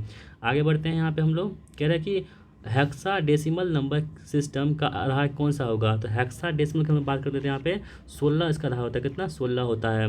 आगे है कि बाइनरी में 1 + 1 का परिणाम कितना होगा, तो 1 + 1 की दोस्तों परिणाम होती है, कितना होता है, 10 होता है, ठीक है। बाइनरी में 2 नहीं होता है, 10 होता है, आप लोग ध्यान रखेंगे। अष्टक संख्या प्रणाली यानी कि ऑक्टल नंबर सिस्टम का आधार क्या है, दोस्तों कितने होते हैं, 8 यहाँ पे ऑक्टल नंबर सिस्टम के यहाँ पे आधार हो जाएगा। ASCII का पूर्ण रूप क्या होता है, तो American standard code for information interchange, यहाँ पे इसका आंसर हमारा हो जाता है। आगे बढ़ते हैं, हम लोग कह रहे हैं कि कंप्यूटर में अक्षर और संख्याएं किस रूप में प्रदर्शित की जाती है, तो बाइनरी नंबर में की जाती है। बाइनरी से दशमलव रूपांतरण में प्रत्येक बाइनरी अंक को 2 के किस घात से गुना किया जाता है, तो 2 के उसकी स्थिति के घात से, जैसा कि आपको हम बताए थे वहाँ पे। बोर्डमास नियम किस ऑपरेशन के लिए उपयोग किया जाता है, दोस्तों ये अंकगणितीय संचालन का क्रम करने के लिए हम लोग बोर्डमास नियम का इस्तेमाल करते हैं। अब हमारे पास है कि 14वां चैप्टर हमारे पास है ऑपरेटिंग सिस्टम के कार्य। मल्टीटास्किंग ऑपरेटिंग सिस्टम का कार्य क्या होता है, इसका दोस्तों का अर्थ होता है कि एक समय में कई कार्यों का प्रोग्राम निष्पादित करना, यह मल्टीटास्किंग कहलाता है। प्रोसेस मैनेजमेंट किसका कार्य होता है, तो प्रोसेस जो मैनेजमेंट होता है ये किसका काम होता है, तो ऑपरेटिंग सिस्टम का यहाँ पे काम होता है, क्या करना, प्रोसेस को मैनेजमेंट करना। अगला प्रश्न है कि फाइल मैनेजमेंट का क्या कार्य होता है, तो फाइल जो मैनेजमेंट होता है इसका काम होता है कि फाइलों और डायरेक्टरी को व्यवस्थित करना और एक्सेस करना, इसका काम हो जाएगा यहाँ पे। ऑपरेटिंग सिस्टम में शेड्यूलिंग का क्या उद्देश्य होता है, सीपीयू समय को विभिन्न प्रयोगों प्रतिक्रियाओं में आवंटित करना, यहाँ पे शेड्यूलिंग का उद्देश्य हो जाएगा। डिवाइस ड्राइवर किसका हिस्सा होती है, दोस्तों डिवाइस ड्राइवर जो होता है ये सिस्टम सॉफ्टवेयर का हिस्सा होगा, कौन सा, डिवाइस ड्राइवर। मेमोरी मैनेजमेंट किसका कार्य होता है, तो ऑपरेटिंग सिस्टम का काम होता है, कौन सा, मेमोरी को मैनेजमेंट करना, किसका काम होता है, ऑपरेटिंग सिस्टम का काम होता है, ध्यान रखेंगे आप सभी लोग। अगला प्रश्न है कि कमांड लाइन इंटरफेस यानी कि CLI, इसका आपको फुल फॉर्म पूछा जा सकता है। C मतलब होता है कमांड, मतलब लाइन, I मतलब इंटरफेस में उपयोगकर्ता कैसे इंटरेक्ट करता है। यहाँ पे टेक्स्ट कमांड टाइप करके यहाँ पे क्या करता है, इंटरेक्ट करता है। ऑपरेटिंग सिस्टम में स्पूलिंग का क्या कार्य होता है। तो ऑपरेटिंग सिस्टम में जो स्पूलिंग होता है दोस्तों, इसका काम होता है कि डेटा को अस्थायी रूप से एक बफर में स्टोर करना, विशेषकर प्रिंटिंग करने के लिए। ऑप्शन बी यहाँ पे राइट आंसर हमारा होगा। टाइम शेयरिंग ऑपरेटिंग सिस्टम का मुख्य लाभ क्या होता है। तो जो टाइम शेयरिंग ऑपरेटिंग सिस्टम होता है ना, इसका प्रमुख काम होता है दोस्तों कि कई उपयोगकर्ताओं को एक ही समय में एक ही कंप्यूटर का उपयोग करने के लिए अनुमति देना, उसे क्या बोलते हैं, टाइम शेयरिंग ऑपरेटिंग सिस्टम कहते हैं। कर्नल का काम क्या होता है। अगर हम बात करें कर्नल का दोस्तों, इसका काम होता है कि ऑपरेटिंग सिस्टम का मुख्य घटक जो हार्डवेयर और सॉफ्टवेयर के बीच में संचार करता है, उसे क्या बोलते हैं हम लोग, कर्नल कहते हैं। चलिए 15वां टॉपिक हमारे पास है कि कंप्यूटर के प्रकार और उसका उपयोग। सुपर कंप्यूटर का उपयोग मुख्य रूप से किस लिए करते हैं हम लोग दोस्तों। इसका इस्तेमाल करते हैं मौसम पुनर्निर्माण के लिए, वैज्ञानिक अनुसंधान और जटिल सिमुलेशन के लिए हम लोग सुपर कंप्यूटर का यहाँ पे इस्तेमाल करते हैं। मेन फ्रेम कंप्यूटर का उपयोग किस लिए किया जाता है। तो दोस्तों जो मेन फ्रेम कंप्यूटर होता है, इसका इस्तेमाल करते हैं हम लोग बड़े संगठनों में बड़ी मात्रा में डेटा को संसाधित करने के लिए हम लोग मेन फ्रेम कंप्यूटर का इस्तेमाल करते हैं। इस बात को आप लोग ध्यान रखेंगे। अगला प्रश्न है कि एक लैपटॉप कंप्यूटर किस श्रेणी में आता है। तो ये माइक्रो कंप्यूटर में आता है। कौन सा, लैपटॉप। एम्बेडेड सिस्टम क्या होती है दोस्तों। एम्बेडेड सिस्टम की हम बात करें अगर, ये दोस्तों क्या होती है, एक विशेष कार्य करने के लिए एक बड़े सिस्टम में निर्मित कंप्यूटर क्या बोलते हैं हम लोग, एम्बेडेड सिस्टम के नाम से जानते हैं। पाम टॉप कंप्यूटर को और किस नाम से जानते हैं दोस्तों। पाम टॉप जो कंप्यूटर हमारे पास होता है ना, इसे क्या बोलते हैं, पाम मतलब क्या होता है कि यहाँ आप देखेंगे तो पर्सनल डिजिटल असिस्टेंट यानी PDA कहते हैं पाम टॉप कंप्यूटर को। डेस्कटॉप कंप्यूटर का प्राथमिक उपयोग क्या होता है। तो जो डेस्कटॉप जो कंप्यूटर हमारे पास होगा दोस्तों, इसका प्राथमिक काम की हम बात करें, ये व्यक्तिगत और व्यावसायिक उपयोग के लिए इसका इस्तेमाल करते हैं हम लोग। वर्क स्टेशन क्या होती है। तो ये होती है एक उच्च प्रदर्शन वाला कंप्यूटर जो तकनीकी या वैज्ञानिक अनुप्रयोग के लिए उपयोग किया जाता है, उसे क्या बोलते हैं, वर्क स्टेशन कहते हैं। अगला प्रश्न है कि नेटबुक क्या है दोस्तों। नेटबुक की हम बात करें यहाँ पे, तो एक छोटा हल्का या सस्ता लैपटॉप मुख्य रूप से इंटरनेट ब्राउजिंग के लिए डिजाइन किया गया, उसे क्या बोलते हैं, नेटबुक कहते हैं। ATM में किस प्रकार के कंप्यूटर का उपयोग होता है दोस्तों। ATM हम इस्तेमाल करते हैं कौन सा, एम्बेडेड सिस्टम जो कंप्यूटर होते हैं वो ATM इस्तेमाल किए जाते हैं, आप लोग ध्यान रखेंगे। अगला प्रश्न आपके पास है कि मिनी कंप्यूटर का उपयोग कहाँ किया जाता है। तो जो मिनी कंप्यूटर होता है ना, इसका इस्तेमाल हम लोग करते हैं छोटे और मध्यम आकार के व्यवसाय में मिनी कंप्यूटर का यहाँ पे इस्तेमाल होता है। ठीक है, चलिए अब हम लोग 16वां चैप्टर देख लेते हैं। क्या है, डाटा रिप्रेजेंटेशन यानी डाटा प्रतिनिधित्व। यहाँ पे कह रहा है कि बाइट में कितने बीट होते हैं। तो दोस्तों बाइट में कितने बीट होते हैं, तो 8 बीट होते हैं, आप लोग ध्यान रखेंगे। किलो बाइट में कितने बिट्स होते हैं दोस्तों। तो जो 1 किलो बाइट होते हैं ना, इस पर कितने बिट्स होते हैं, 1024 यहाँ पे बिट्स हो जाते हैं किसमें, 1 KB में। कंप्यूटर में करैक्टर एनकोडिंग का क्या उद्देश्य होता है। तो इसका उद्देश्य होता है कि कंप्यूटर को बाइनरी कोड में बदलना इसका प्रमुख काम होता है। यूनिकोड का प्राथमिक लाभ क्या होता है दोस्तों। जो यूनिकोड हमारे पास होगा ना, इसका प्राथमिक काम होगा कि यह दुनिया की अधिकांश भाषाओं के वर्णों को दर्शा सकता है, यूनिकोड। ठीक है, एक निबल में कितने बिट्स होते हैं दोस्तों। एक निबल में बिट्स होते हैं कितने, 4 होते हैं, कितने, 4 होते हैं एक निबल में बिट्स। अगला प्रश्न है कि पिक्सल क्या होता है दोस्तों। पिक्सल की हम बात करें यहाँ पे, तो पिक्सल होता है कि एक डिजिटल छवि में सबसे छोटी इकाई क्या बोलते हैं हम लोग, पिक्सल कहते हैं।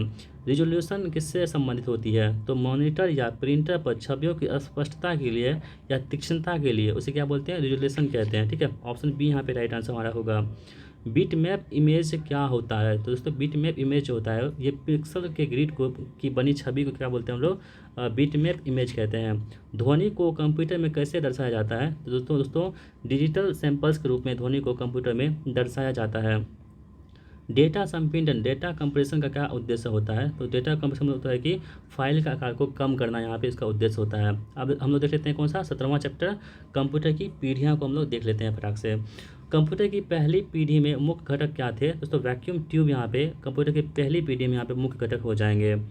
दूसरी पीढ़ी के कंप्यूटर में किस तकनीक का उपयोग किया गया था। तो आप लोग दोस्तों ध्यान रखेंगे, दूसरी जो तकनीक थी वो कौन सी थी, ट्रांजिस्टर का यहाँ पे इस्तेमाल की गई थी दूसरे प्रकार के कंप्यूटर में।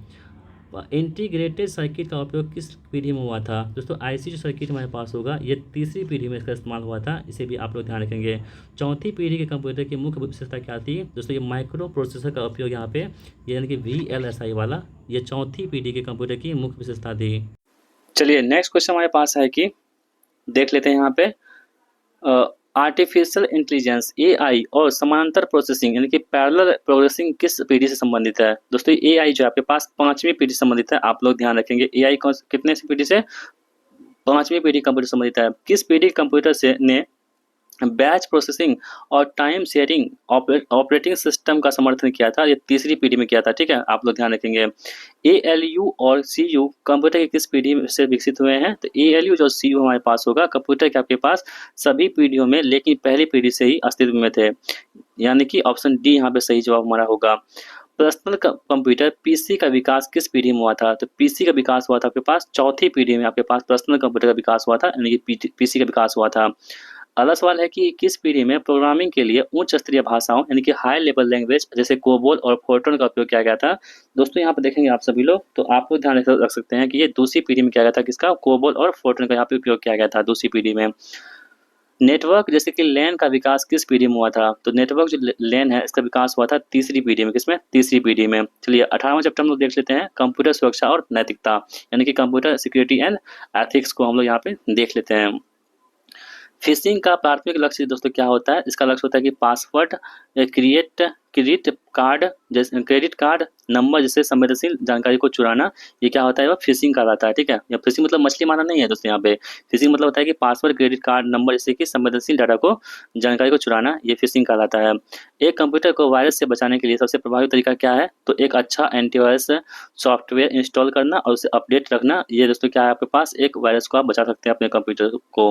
अगला प्रश्न आपके पास है कि यहाँ पे देख लेते हैं, पासवर्ड बनाने के लिए सबसे अच्छी प्रथा क्या होती है? तो एक अक्षर होना चाहिए, संख्या होना चाहिए और विशेष वर्ण का एक मजबूत संयोजन होना चाहिए। जैसे कि मान लीजिए कोई पासवर्ड हम बनाते हैं, जैसे कि बनाते हैं हम लोग, क्या बनाते हैं, ये जैसे हम बनाए, ठीक है, ये हुआ नाम। उसके बाद उसमें क्या कर सकते हैं? @ लगा दीजिए, कोई संख्या दे दीजिए, ठीक है, कोई संख्या दे दीजिए आप, जैसे कि 4 6 7 जो भी आपको मन है दोस्तों आप दे सकते हैं। ये आपका क्या होगा? एक मजबूत पासवर्ड यहाँ पे हो जाएगा।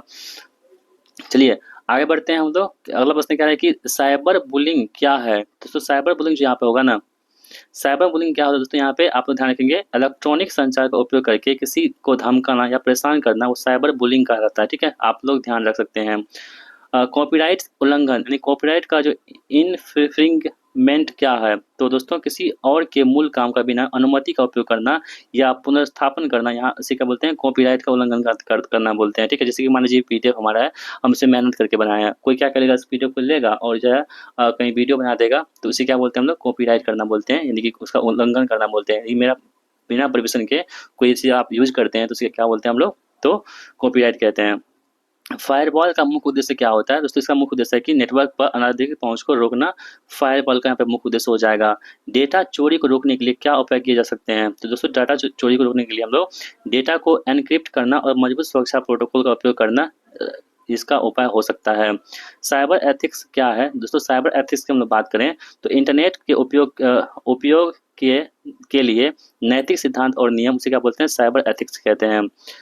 मालवेयर से सिस्टम को बचाने के लिए क्या करना चाहिए? दोस्तों नियमित रूप से एंटीवायरस स्कैन चलाना और सॉफ्टवेयर को अपडेट रखना चाहिए। अगला प्रश्न है कि फिशिंग ईमेल में अक्सर क्या शामिल होते हैं? तो एक नकली वेबसाइट का लिंक जो वैध दिखाता है उसमें क्या होते हैं? फिशिंग ईमेल कहते हैं, ठीक है। चलिए 79वां चैप्टर हमारे पास है कि ई गवर्नेंस और ई कॉमर्स, यहाँ पे देख लेते हैं हम लोग।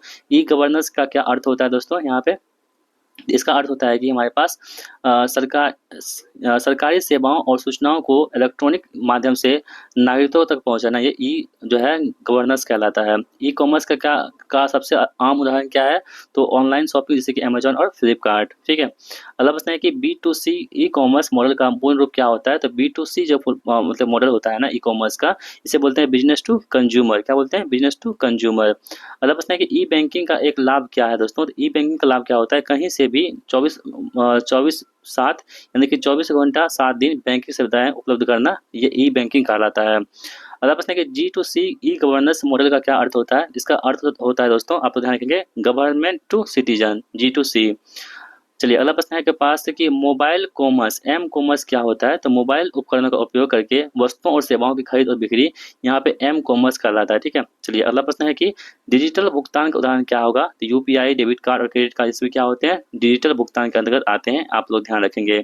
ई शिक्षा क्या क्या लाभ होता है? तो दोस्तों इसका लाभ होता है कि दूरस्थ शिक्षा और लचीलेपन सीखने के अवसर को प्रदान करना यहाँ पे ई शिक्षा का लाभ होता है। डिजिटल इंडिया पहल का मुख्य उद्देश्य क्या है दोस्तों यहाँ पे? तो भारत को डिजिटल रूप से सशक्त समाज और ज्ञान अर्थव्यवस्था में बदलना यहाँ पे इसका प्रमुख काम हो जाएगा। C2C ई कॉमर्स मॉडल का क्या अर्थ होता है? तो आपको हम बता चुके हैं C2C मॉडल के बारे में। ये होता है कंज्यूमर टू कंज्यूमर। ठीक है, चलिए आर्टिफिशियल इंटेलिजेंस AI और मशीन लर्निंग को हम लोग देख लेते हैं, क्योंकि अभी बहुत ही चर्चे में रहा है अभी वर्तमान में। आर्टिफिशियल इंटेलिजेंस क्या है? तो ये मशीनों द्वारा मानव बुद्धिमत्ता का एक अनुकरण है। ठीक है, अगला प्रश्न है कि मशीन लर्निंग AI का एक उपसमूह है जो क्या करता है? तो इसका काम होता है कि कंप्यूटरों को डाटा से सीखने और स्पष्ट रूप से प्रोग्राम किए बिना सुधार करने की क्षमता प्रदान करना। अगला प्रश्न है कि डीप लर्निंग किसका एक उप समूह है? दोस्तों डीप लर्निंग हमारे पास होगा ना, ये मशीन लर्निंग क्या होगा यहाँ पे उप समूह हो जाएगा। नेचुरल लैंग्वेज प्रोसेसिंग यानी कि NLP किस क्षेत्र से संबंधित है? तो ये दोस्तों आप ध्यान रखेंगे, ये मानव भाषा और कंप्यूटर के बीच बातचीत से संबंधित है। रोबोटिक्स किस क्षेत्र का अनुप्रयोग है? तो रोबोटिक्स यहाँ पे आर्टिफिशियल इंटेलिजेंस का यहाँ पे क्या होगा? प्रयोग हो जाएगा। AI का एक उदाहरण यहाँ पे कौन सा होगा? तो वर्चुअल असिस्टेंट जैसे कि सीरी हो गया, गूगल हो गया, ये सभी क्या होते हैं? ये सभी क्या होते हैं? वर्चुअल असिस्टेंट यानी कि AI का एग्जाम्पल हो जाएगा। कंप्यूटर विजन क्या है? तो कंप्यूटर विजन की हम बात करें अगर, तो कंप्यूटरों को डिजिटल छवियों या वीडियो से अर्थ निकालने की क्षमता को क्या बोलते हैं हम लोग? कंप्यूटर विजन कहते हैं। चलिए पैटर्न रिकॉग्नाइजेशन किसका एक महत्वपूर्ण पहलू है? तो पैटर्न जो ये पहलू किसका होगा दोस्तों? यहाँ पे आर्टिफिशियल इंटेलिजेंस का यहाँ पे पहलू हो जाएगा। एक्सपर्ट सिस्टम क्या है? तो एक्सपर्ट सिस्टम यहाँ पे बात करेगा तो वे AI सिस्टम जो विशिष्ट डोमेन में मानव विशेषज्ञों के ज्ञान और निर्णय लेने की क्षमताओं का अनुकरण करते हैं, उसे क्या बोलते हैं? विशेष एक्सपर्ट सिस्टम कहते हैं।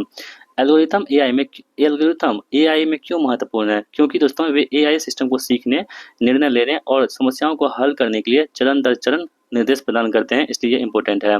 चलिए अगला चैप्टर आपके पास है कि कंप्यूटर की मूल बातें और संक्षिप्त नाम। ठीक है, चलिए CPU में CU का पूर्ण रूप क्या होता है? तो CPU में CU हमारे पास होता है दोस्तों, इसका फुल फॉर्म होता है कि कंट्रोल यूनिट। ठीक है, अगला प्रश्न है कि GUI का पूर्ण रूप क्या होता है? Graphical user interface. आप तो ध्यान रखेंगे, ये इंपॉर्टेंट है, सवाल पूछे जा सकते हैं।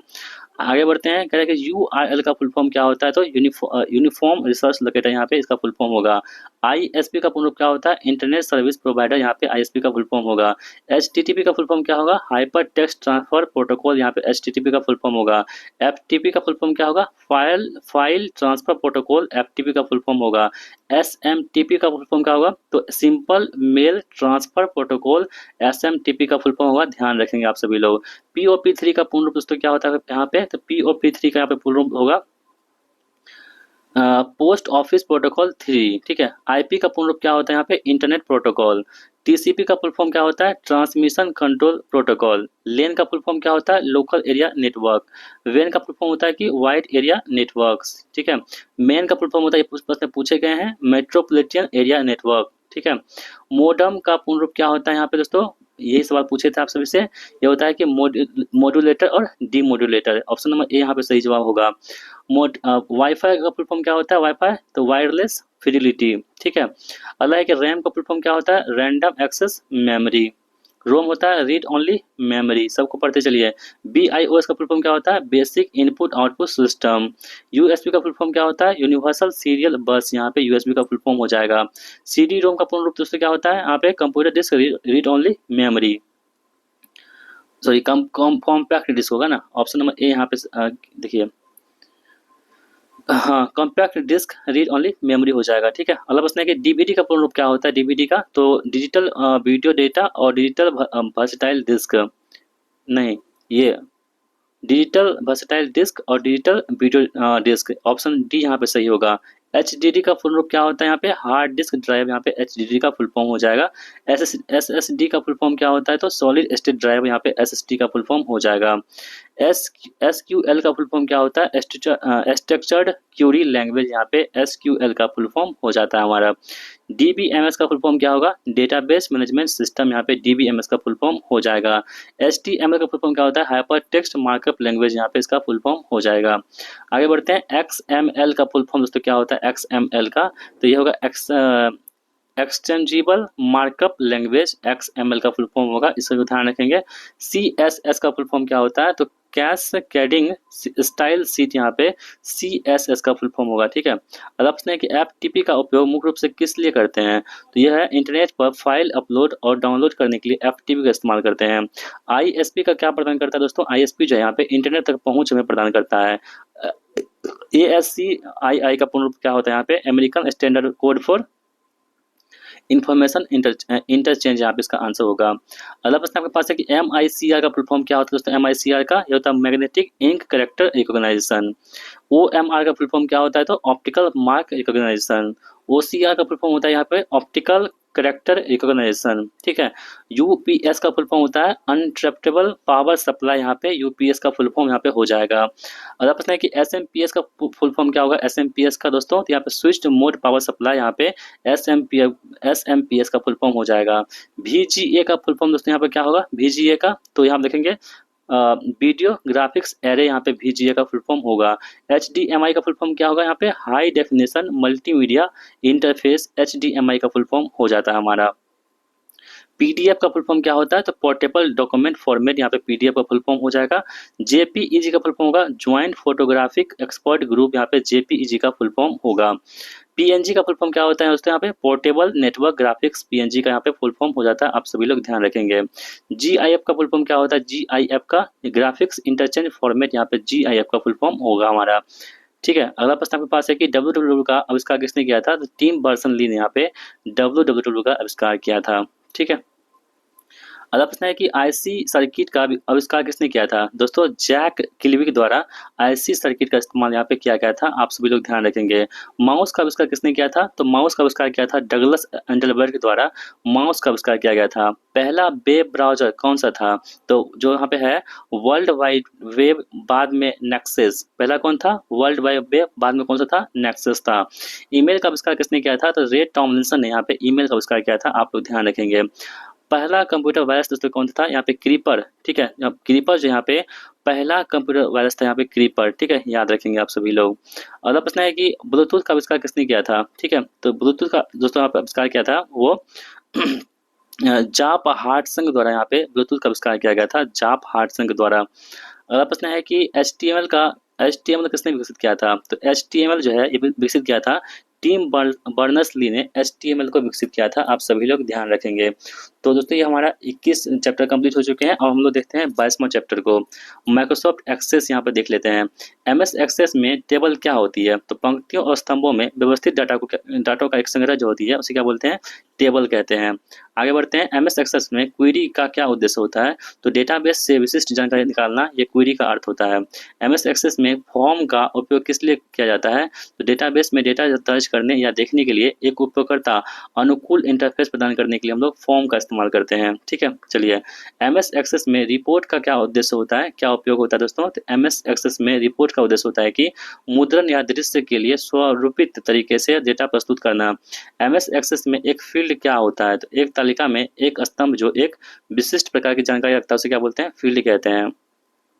MS एक्सेस में प्राइमरी की का क्या काम होता है? प्रत्येक रिकॉर्ड को एक तालिका में विशिष्ट रूप से पहचानना, इसका काम होता है कि MS एक्सेस में रिलेशनशिप का क्या परिभाषित करता है? तालिकाओं के बीच में डेटा कैसे संबंधित होता है।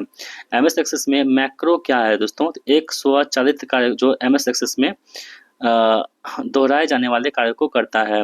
MS एक्सेस में ऑब्जेक्ट के उदाहरण कौन से हैं? तो टेबल हो गया, क्वेरी हो गया, फॉर्म हो गया, रिपोर्ट हो गया, मैक्रो और मॉड्यूल हो गया, ठीक है। MS एक्सेस में सॉर्ट फंक्शन का क्या काम होता है? तो डेटा को आरोही या अवरोही क्रम में व्यवस्थित करने के लिए सॉर्ट फॉर्म का यहाँ पे इस्तेमाल करते हैं। नेटवर्क प्रोटोकॉल को हम लोग देख लेते हैं यहाँ पे। देखिए DNS का फुल फॉर्म क्या होता है, आप लोग ध्यान रखेंगे। DNS का फुल फॉर्म होता है डोमेन नेम सिस्टम, यहाँ पे DNS का फुल फॉर्म होगा। DNS का प्राथमिक काम होता है कि डोमेन नामों को IP पतों में अनुवादित करने के लिए हम लोग DNS का इस्तेमाल करते हैं। HTTPS में S का अर्थ क्या होता है दोस्तों? Hyper text transfer protocol system या स्टैंडर्ड क्या होगा यहाँ पे? तो ये सिक्योर होगा, कौन सा एच यहाँ पे क्या होगा, सिक्योर। आप लोग ध्यान रखेंगे यहाँ पे जो हमारे पास है ना HTTPS, एस का मतलब क्या होता है, सिक्योर होता है, क्या होता है, सिक्योर होता है।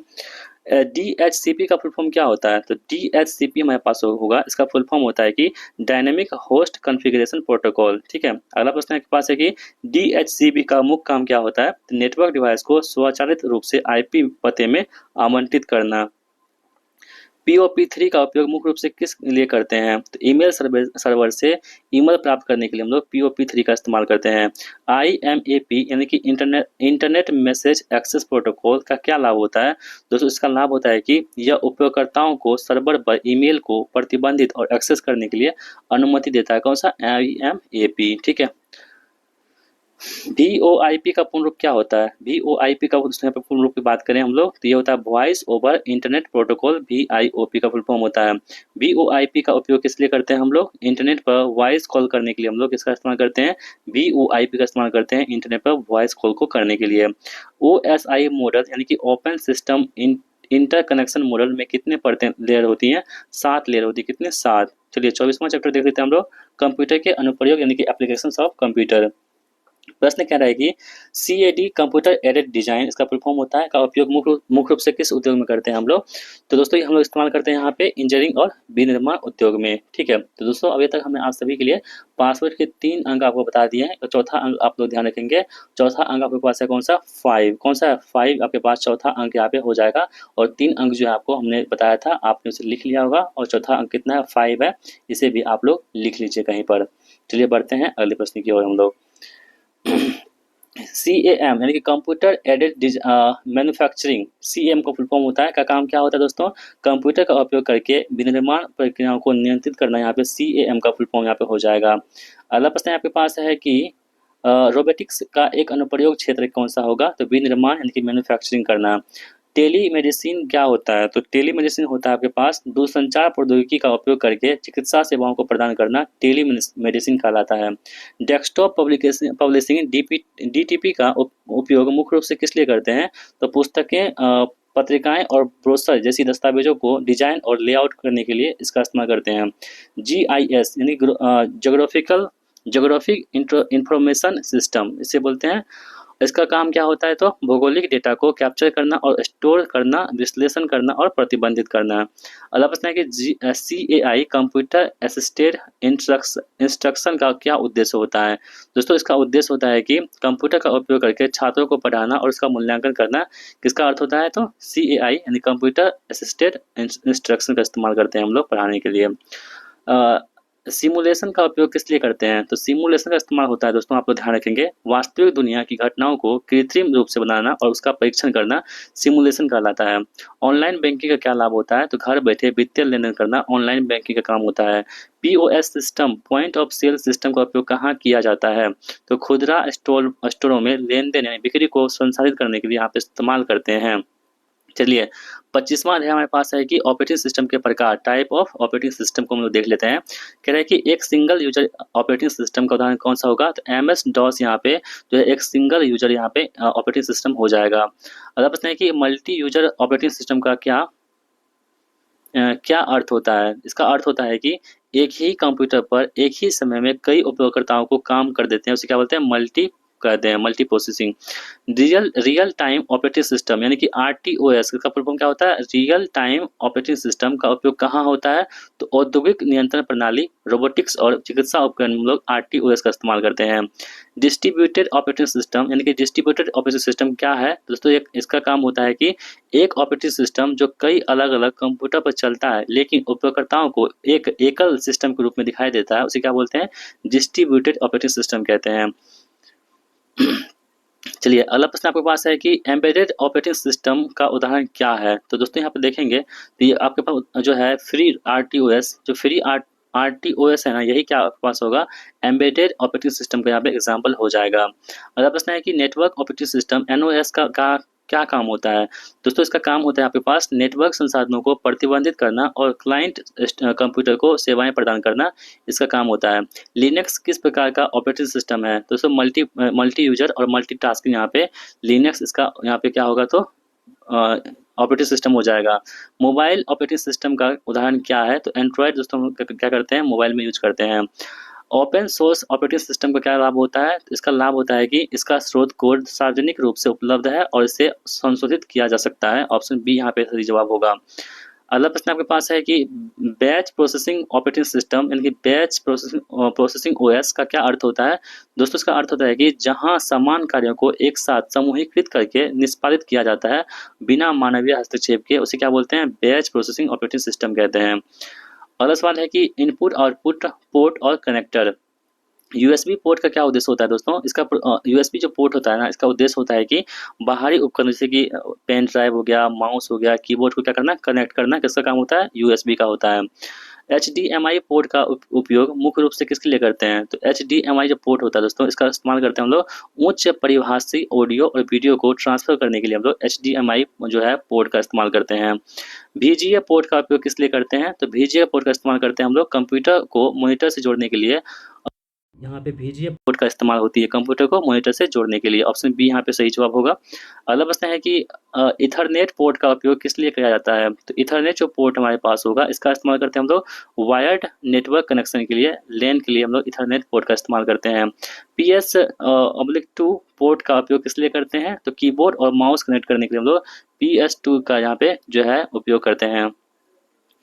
थंडरबोल्ट पोर्ट का क्या लाभ होता है? जो थंडरबोल्ट पोर्ट होता है दोस्तों, इसका काम होता है कि उच्च गति डेटा ट्रांसफर और वीडियो आउटपुट दोनों को सपोर्ट करता है। कौन सा? Thunderbolt port. अगला प्रश्न है कि ऑडियो जैक का उपयोग किस लिए करते हैं? तो ऑडियो जैक का इस्तेमाल करते हैं स्पीकर, हेडफोन या मोबाइल कनेक्ट करने के लिए हम लोग ऑडियो जैक का इस्तेमाल करते हैं, आपके फ़ोन में होगा। आगे बढ़ते हैं, हम लोग कहते हैं कि डिस्प्ले पोर्ट का उपयोग किस लिए करते हैं? डिस्प्ले पोर्ट दोस्तों हम लोग करते हैं वीडियो और ऑडियो दोनों के लिए, डिजिटल डिस्प्ले इंटरफेस के लिए हम किसका इस्तेमाल करते हैं? डिजिटल पोर्ट का इस्तेमाल करते हैं। कंप्यूटर केस के पीछे के पोर्ट को क्या कहते हैं? जहां बाहरी उपकरण कनेक्ट होते हैं उसे बोलते हैं बैक पैनल। क्या बोलते हैं? बैक पैनल कहते हैं। और 400वां सवाल आपकी स्क्रीन पर है, साटा पोर्ट सीरियल ATA पोर्ट का उपयोग मुख्य रूप से किस लिए करते हैं दोस्तों? तो हार्ड ड्राइव और SSD जैसे आंतरिक स्टोरेज डिवाइस कनेक्ट करने के लिए हम लोग ATA पोर्ट का इस्तेमाल करते हैं। चलिए अध्याय 27 हमारे पास है कंप्यूटर हार्डवेयर के घटक, ठीक है, components of computer hardware. Computer का मस्तिष्क किसे कहते हैं? तो CPU को हम क्या बोलते हैं? कंप्यूटर का मस्तिष्क कहते हैं, आपको हम बता चुके हैं। मदरबोर्ड का मुख्य क्या काम होता है दोस्तों? इसका काम होता है कि कंप्यूटर के सभी प्रमुख घटकों को जोड़ना और उसके बीच संचार की अनुमति करना मदरबोर्ड का प्रमुख काम होता है। जीपीयू का फुल फॉर्म क्या होता है? इसका फुल फॉर्म होता है कि ग्राफिक्स प्रोसेसिंग यूनिट, ठीक है, ग्राफिक्स प्रोसेसिंग यूनिट यहाँ पे जीपीयू का फुल फॉर्म यहाँ पे हो जाएगा। जीपीयू का उपयोग मुख्य रूप से किस लिए करते हैं? तो जीपीयू का इस्तेमाल करते हैं मुख्य रूप से उच्च स्तरीय ग्राफिक्स और समानांतर प्रोसेसिंग के लिए जीपीए का फुल मतलब कि इस्तेमाल करते हैं हम लोग। SMPS switched mode power supply का क्या कार्य होता है? इसका काम होता है कि AC बिजली को DC बिजली में परिवर्तित करना और कंप्यूटर घटकों को बिजली प्रदान करना SMPS का काम होता है, ठीक है। कूलिंग फैन का क्या उद्देश्य होता है? ठीक है, तो कूलिंग जो फैन होता है दोस्तों, उसका काम होता है कि कंप्यूटर घटक जो विशेषकर CPU और GPU होते हैं, इसको जो गर्म होने से बचाने के लिए हम लोग कूलिंग फैन का इस्तेमाल करते हैं। विस्तार स्लॉट, एक्सपेंशन स्लॉट क्या कहाँ पाए जाते हैं? जो एक्सपेंशन स्लॉट होते हैं ना, वो मदरबोर्ड पर पाए जाते हैं, आप लोग ध्यान रखेंगे। साउंड कार्ड क्या है? साउंड कार्ड होता है कि कंप्यूटर को ऑडियो इनपुट आउटपुट क्षमताओं को से लेस करना, यहाँ पे साउंड कार्ड कहलाता है। नेटवर्क इंटरफेस कार्ड NIC का क्या कार्य होता है? तो इसका काम होता है कि कंप्यूटर को नेटवर्क से कनेक्ट करना, इसका प्रमुख काम यहाँ पे हो जाएगा। रजिस्टर्ड किस मेमोरी प्रकार से संबंधित है? रजिस्टर दोस्तों यहाँ पे CPU में सबसे छोटी और तेज मेमोरी क्या बोलते हैं यहाँ पे, मतलब कि रजिस्टर जो है यहाँ पे हो जाएगा, इससे संबंधित हो जाएगा। चलिए अध्याय 28 देख लेते हैं हम लोग, क्लाउडिंग कंप्यूटिंग को।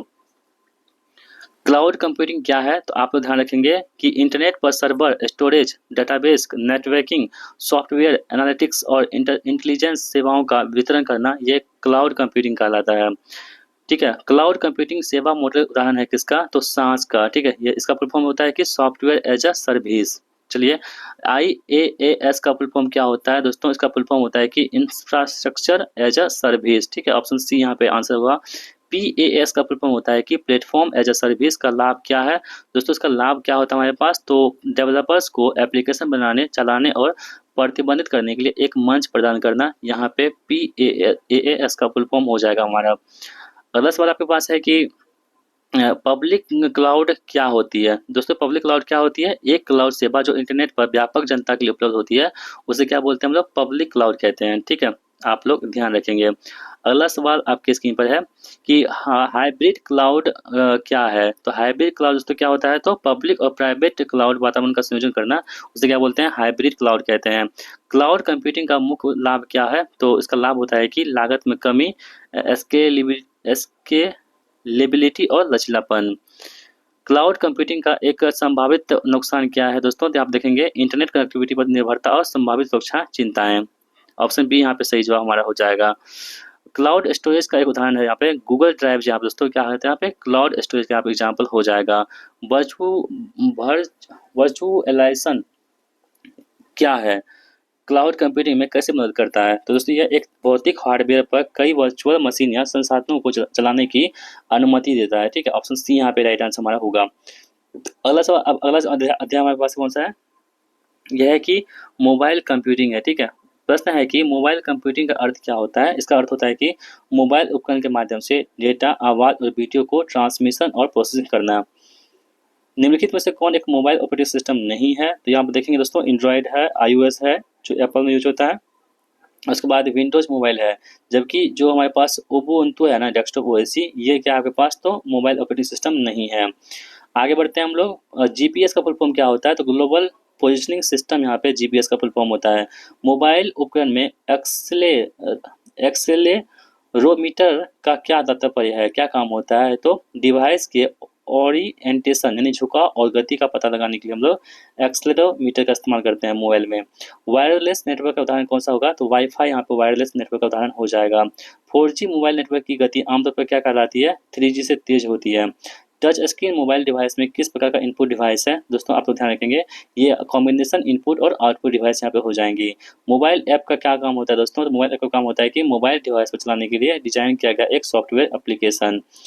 NFC यानी कि नियर फील्ड कम्युनिकेशन का उपयोग मुख्य रूप से किस में करते हैं हम लोग? तो बहुत कम दूरी पर डिवाइस के बीच डाटा साझा करने के लिए हम लोग इस्तेमाल करते हैं NFC का। मोबाइल उपकरण में बायोमेट्रिक सेंसर का उदाहरण क्या होती है? फिंगरप्रिंट सेंसर यहाँ पे हो जाएगा। तीसरा अध्याय हमारे पास है कि बिग डेटा और डाटा एनालिसिस। बिग डेटा क्या है दोस्तों? बिग डेटा की हम बात करें यहाँ पे, तो ये क्या होता है? तो अत्यधिक बड़ी और जटिल डेटा सेट जिन्हें पारंपरिक डेटा प्रोसेसिंग सॉफ्टवेयर के साथ संसाधित करना मुश्किल होता है। बिग डेटा की 3 BS में क्या शामिल होता है दोस्तों? इसमें होता है वॉल्यूम, वेलोसिटी और वैरायटी। आप लोग ध्यान रखेंगे। आगे बढ़ते हैं। डेटा एनालिटिक्स का क्या उद्देश्य होता है? इसका काम होता है कि कच्चे डेटा को जांच करना ताकि निष्कर्ष निकाले जा सके और सूचित निर्णय पर पहुंचे जा सके। डेटा माइनिंग का क्या काम होता है? तो डेटा जो माइनिंग होता है ना, इसका काम होता है कि बड़े डेटा सेट से पैटर्न और उपयोगी जानकारी को खोज करना, यहाँ पे डेटा माइनिंग कहलाता है। व्यवसाय खुफिया BI क्या उद्देश्य है दोस्तों? इसका उद्देश्य होता है कि यहाँ पे व्यवसाय संचालन के बारे में सूचित निर्णय लेने के लिए डेटा को विश्लेषण करना। हेडूप क्या है? हेडूप है दोस्तों यहाँ पे बिग डेटा प्रोसेसिंग के लिए एक ओपन सोर्स फ्रेमवर्क को क्या बोलते हैं हम लोग? हेडूप कहते हैं। यहाँ पे NoSQL डेटाबेस का उपयोग क्यों किया जाता है? तो ये बड़े पैमाने पर असंगठित और अर्धसंरचित डेटा को संभालने के लिए इसका इस्तेमाल करते हैं हम लोग। आगे बढ़ते हैं। प्रेडिक्टिव एनालिटिक्स का क्या उद्देश्य होता है? इसका उद्देश्य होता है कि भविष्य के परिणामों या प्रवृत्तियों की भविष्यवाणी करने के लिए इसका इस्तेमाल करते हैं हम लोग। डेटा विजुअलाइजेशन का क्या लाभ होता है? तो जटिल डेटा सेट को समझने में आसान ग्राफ और चार्ट में प्रस्तुत करने के लिए हम लोग डेटा विजुअलाइजेशन का इस्तेमाल करते हैं। एनालिटिक्स लाइफ साइकिल का पहला चरण क्या है? तो समस्याओं की पहचान और डेटा को अधिग्रहण करना। चलिए ब्लॉकचेन और हम यहाँ पे देख लेते हैं क्रिप्टो करेंसी को। ब्लॉकचेन क्या होता है? तो एक अवितरित अपरिवर्तनीय डिजिटल लेजर जो लेन देन को सुरक्षित रूप से रिकॉर्ड करता है, उसे क्या बोलते हैं? ब्लॉकचेन कहते हैं। दोस्तों आपकी PDF का जो हमारे पास चौथा पासवर्ड होगा वो कौन सा होगा? 4 होगा। कौन सा? 4 होगा। ठीक है, अभी तक हमने आपको बताया था। ये अगला कौन सा होगा हमारे पास? 4 हो जाएगा। तो आप सभी लोग जो है इसको ध्यान रखेंगे। कौन सा होगा? 4 होगा। ठीक है, आप लोग नोट कर लीजिए। आगे बढ़ते हैं हम लोग यहाँ पे। ब्लॉकचेन की मुख्य विशेषता क्या होती है? तो विकेंद्रीकरण और पारदर्शिता यहाँ पे हो जाएगी। क्रिप्टो करेंसी का उपयोग ब्लॉकचेन में क्यों किया जाता है? तो दोस्तों डेटा को सुरक्षित करने और लेन देन को सत्यापित करने के लिए हम लोग इसका इस्तेमाल करते हैं। आगे बढ़ते हैं हम लोग। यहाँ पे कह रहा है कि माइनिंग का क्या अर्थ होता है? तो माइनिंग का अर्थ होता है कि जटिल गणितीय समस्याओं को हल करके नए ब्लॉक को ब्लॉकचेन में जोड़ना और लेन-देन को सत्यापित करना माइनिंग कहलाता है। स्मार्ट कॉन्ट्रैक्टर्स का उपयोग कहाँ किए जाते हैं? तो ब्लॉकचेन पर संग्रहित स्वचालित रूप से निष्पादित होने वाले अनुबंध में किए जाते हैं। ब्लॉकचेन की अपरिवर्तनीयता का क्या अर्थ होता है दोस्तों? एक बार ब्लॉकचेन में रिकॉर्ड किए जाने वाले लेन-देन को बदलना या हटाया नहीं जा सकता। ठीक है। डिस्ट्रीब्यूटेड लेजर टेक्नोलॉजी टीएलटी किसका उदाहरण है यहाँ पे? तो दोस्तों ये होगा किसका? ब्लॉकचेन का यहाँ पर हो जाएगा। Peer to peer network blockchain में कैसे मदद करता है? तो दोस्तों आप ध्यान रखेंगे, ये मदद करता है, ये नेटवर्क पर सभी नोड्स को समान रूप से लेन-देन को मान और साझा करने की अनुमति देता है। वॉलेट क्रिप्टो करेंसी के संदर्भ में क्या है? तो दोस्तों यहाँ पर ध्यान आप लोग रखेंगे, एक सॉफ्टवेयर या हार्डवेयर उपकरण जो क्रिप्टो करेंसी को स्टोर करने और लेन-देन करने की अनुमति देता है। चलिए 32वां हमारे पास है कि इंटरनेट और थिंग्स। इंटरनेट और थिंग्स क्या है? तो दोस्तों आप ध्यान रखेंगे, भौतिक वस्तुओं का नेटवर्क जो सेंसर, सॉफ्टवेयर और अन्य तकनीकों से जुड़े होते हैं ताकि इंटरनेट पर डेटा का आदान-प्रदान कर सके। अगला प्रश्न आपके पास है कि आईओटी डिवाइस में सेंसर का क्या कार्य होता है? तो भौतिक वातावरण से डेटा एकत्रित करना इसका काम होता है। स्मार्ट होम आईओटी का एक उदाहरण है जिसमें क्या शामिल हो सकता है? स्मार्ट लाइट, थर्मोस्टेट, सुरक्षा कैमरे और इंटरनेट से जुड़े होते हैं। स्मार्ट सिटी में आईओटी कैसे मदद करता है? शहरी सेवाओं को बेहतर बनाने और नागरिकों के जीवन की गुणवत्ता बढ़ाने के लिए। आईओटी एक संभावित सुरक्षा जोखिम क्या है? तो डेटा गोपनीयता और अनधिकृत पहुंच का जोखिम। एक्ट्यूएटर आईओटी सिस्टम में क्या कहलाता है? दोस्तों इसे बोलते हैं हम लोग डिजिटल सिग्नल को भौतिक गति या अन्य क्रियाओं में परिवर्तित करता है। आईओटी उपकरण के बीच संचार के लिए कौन सा प्रोटोकॉल उपयोग किया जाता है? तो यहाँ पे MQTT यानी कि मैसेज क्यूरिंग टेलीमेट्री ट्रांसपोर्ट का आप इस्तेमाल करते हैं। Wireless device wearable device IoT एक उदाहरण है, इसमें क्या शामिल हो सकते हैं? स्मार्ट वॉच, फिटनेस और ट्रैकर यहाँ पे शामिल हो सकते हैं। आईओटी में एक कंप्यूटिंग का क्या लाभ होता है? तो डेटा को स्रोत के करीब संसाधित करना और विलंबता को कम करना। ठीक है। आईओटी में गेटवे का क्या काम होता है? तो विभिन्न आईओटी उपकरणों और क्लाउड के बीच डेटा को पुल और अनुवादित करना। चलिए इमर्जिंग टेक्नोलॉजी और कॉन्सेप्ट यहाँ पे देख लेते हैं।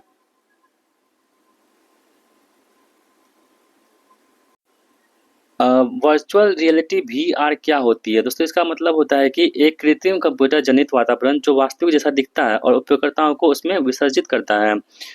ऑगमेंटेड रियलिटी एआर क्या होती है? दोस्तों ये होती है वास्तविक दुनिया के वातावरण का एक सीधा या अप्रत्यक्ष दृश्य जो कंप्यूटर जनित संवेदी इनपुट द्वारा बढ़ाया गया है। ठीक है। अगला प्रश्न है कि 5G नेटवर्क का मुख्य लाभ क्या होता है दोस्तों? तो अल्ट्रा फास्ट स्पीड, कम विलंबता और उच्च क्षमता यहाँ पे 5G नेटवर्क का मुख्य लाभ होता है। आप लोग ध्यान रखिएगा। क्वांटम कंप्यूटिंग किस पर आधारित होती है? तो दोस्तों ये क्वांटम यांत्रिकी के सिद्धांतों पर आधारित होती है जिसमें आपको सुपरपोजिशन और एलिग्नमेंट मिलते हैं। बायोमेट्रिक्स का उपयोग मुख्य रूप से किस लिए किया जाता है? तो दोस्तों इसका इस्तेमाल करते हैं हम लोग व्यक्ति की विशिष्ट शारीरिक या व्यावसायिक विशेषताओं के आधार पर पहचान और प्रमाणीकरण के लिए। ड्रोन का एक सामान्य अनुप्रयोग क्या होता है? तो एरियल फोटोग्राफी, सर्वेक्षण और वितरण करने के लिए हम लोग ड्रोन का इस्तेमाल करते हैं। 3D प्रिंटिंग का क्या अर्थ होता है? दोस्तों आप ध्यान रखेंगे, डिजिटल डिजाइन फाइल से त्रिआयामी ठोस वस्तुएं बनाना। ठीक है। एज कंप्यूटिंग का मुख्य काम क्या होता है? दोस्तों इसका मुख्य काम होता है कि कंप्यूटर के किनारे पर डेटा को प्रोसेस करना, विलंबता को कम करना और प्रतिक्रिया समय में सुधार करना। डिजिटल ट्विन क्या होता है? दोस्तों इसका मतलब होता है कि एक भौतिक वस्तु या प्रणाली का एक आभासी मॉडल जो वास्तविक दुनिया के डेटा के साथ अद्वितीय होते रहता है।